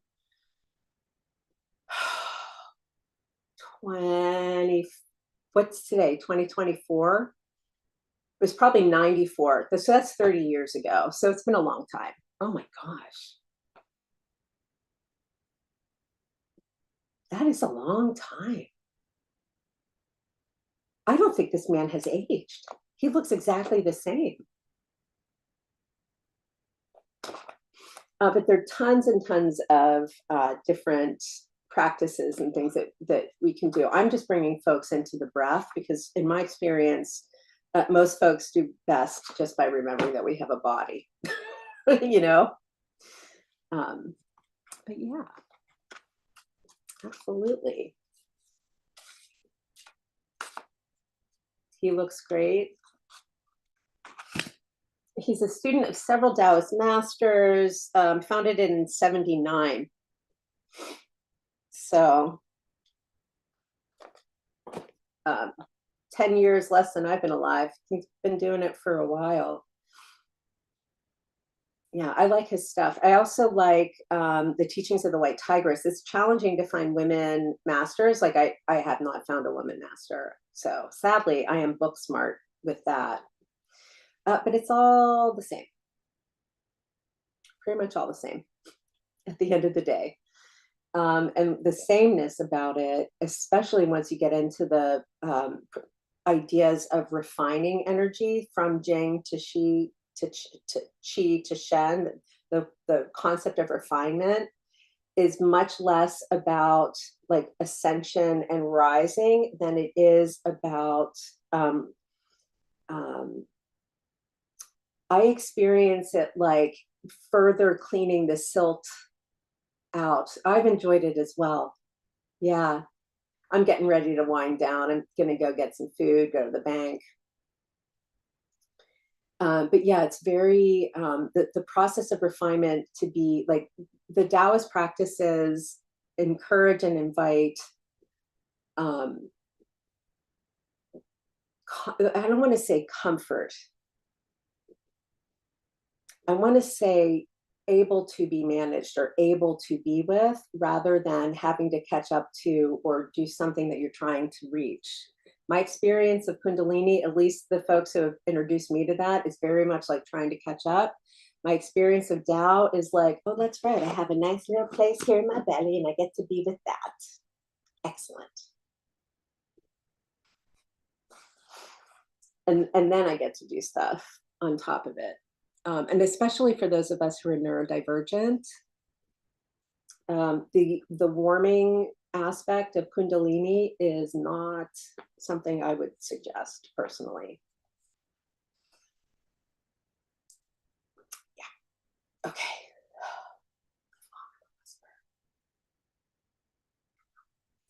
Buddhasuddhi, Tapasuddhi from the Hindu, lovely. I don't know those practices. That sounds lovely. Cleansing and recapitulation. Yeah. I come to all of this through Vajrayana Buddhism.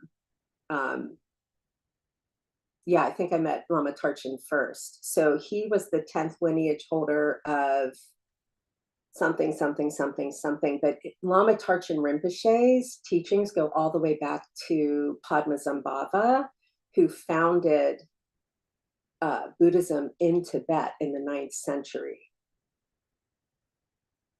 I wasn't even a student. I hung out with him. He was like my friend. All the way back to the original Buddha, the first Buddha in Tibet.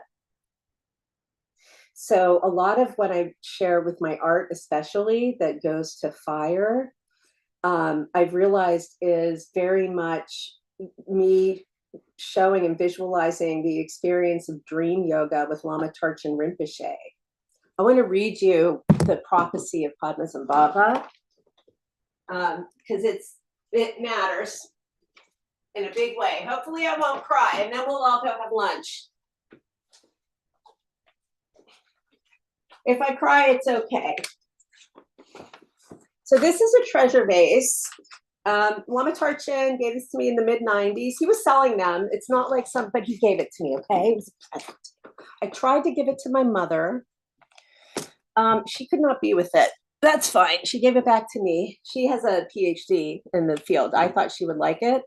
I was like, fine, Mom, I'll bring it back. It's shaped like the top of a supta, which is the top of like a temple in Buddhist architecture. It's covered in gold. It is cast It's got stuff in it.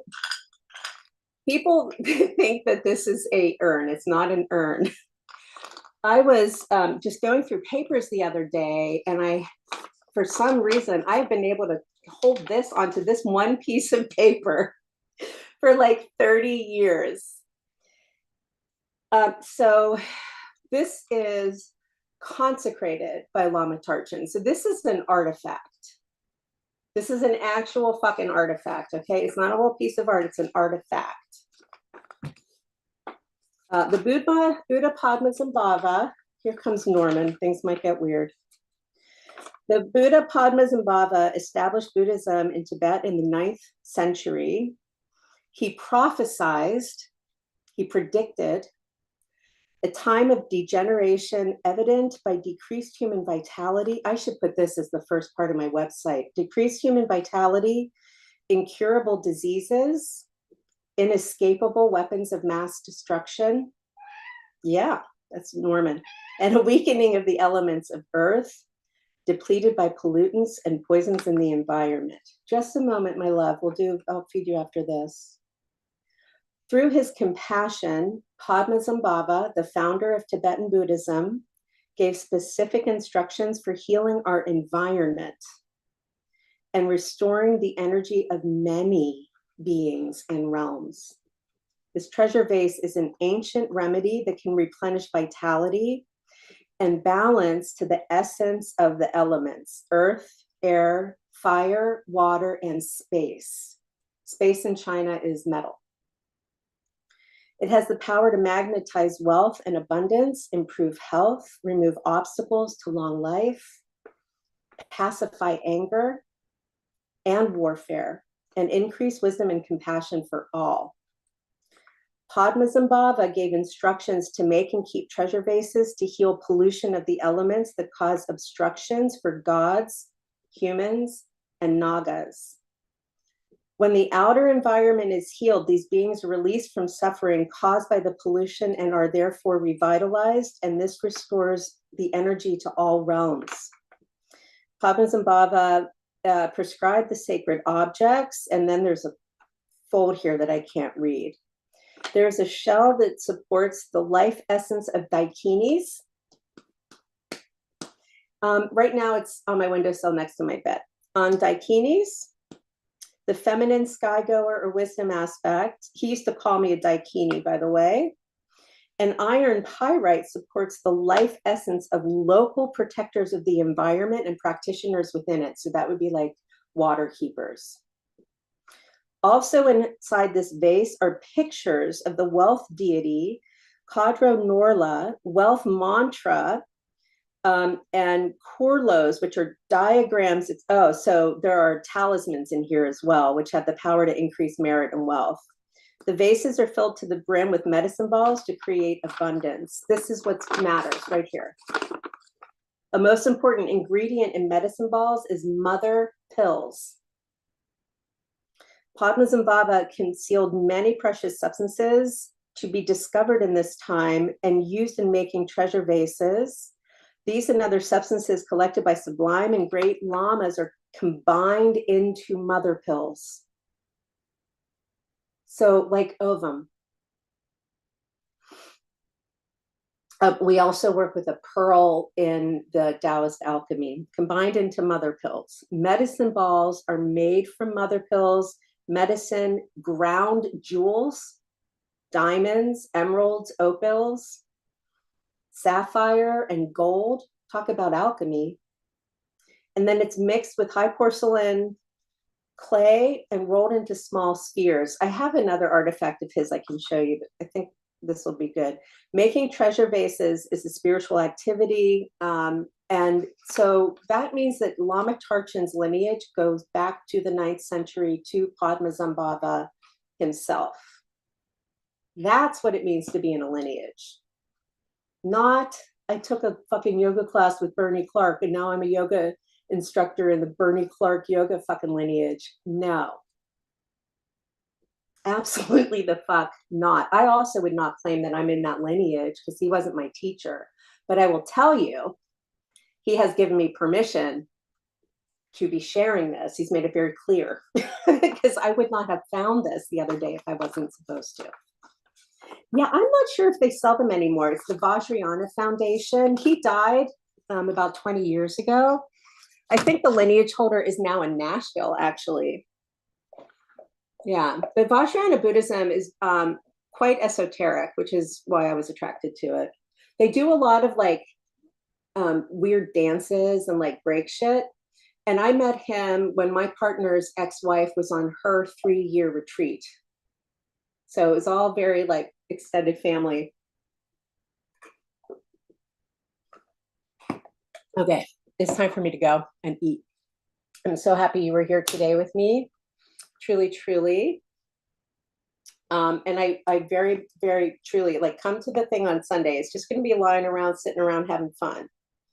But I'm finding that I like just broadcasting on TikTok is not, I don't know what's up with my brain and like this whole thing, but I have a full block about guiding somatics through this medium specifically. So there must be something I'm not to be transmitting on TikTok. So I'm transmitting it elsewhere on Facebook, but then also it's free. Oh, it's not Facebook, it's Zoom. Yes. Anyway. Okay, that's Norman. Do you want to go see Winston? Do you want to go see your boyfriend? They want to go see Winston. He lives next door. They love him so much. You can find me. KDZ.com is up there, my website. And also Substack is a really good place to go for writing right now. I'm limited by my brain. So I'm just trying to keep things pretty specific. Nice to see you. And then the barrier, the paywall in my Substack is monthly or annual. I don't no tiers, fuck that. And then behind the paywall is things that practitioners and doctors and like if you would be putting this to use in your practice, that's what I'm putting behind the paywall. If you want to learn shit, I'm not making you pay for that. Nope, will not do that. So it's going to be properly confusing because this is like the whole galactic universe of everything. Substack is it's like a blogging platform. And I'm liking it a lot more than anything else right now. It lets me publish easily, but then also have some stuff a little bit more private without forcing you to join like Patreon or something. Because if I force you to join Patreon, then I have to join Patreon. And then we all have to be on another fucking platform. Ugh, no, too many. Yeah. But yeah, I'm so happy you're here. I will return. I'm going to go deposit a check so then I can go buy some food. TikTok is feeling that way. I'm streaming on YouTube right now. So I am actively maneuvering to get beefy stuff over on YouTube. Yeah.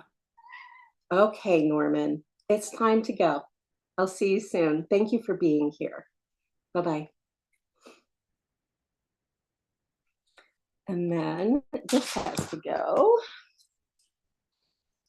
And that's going to go here.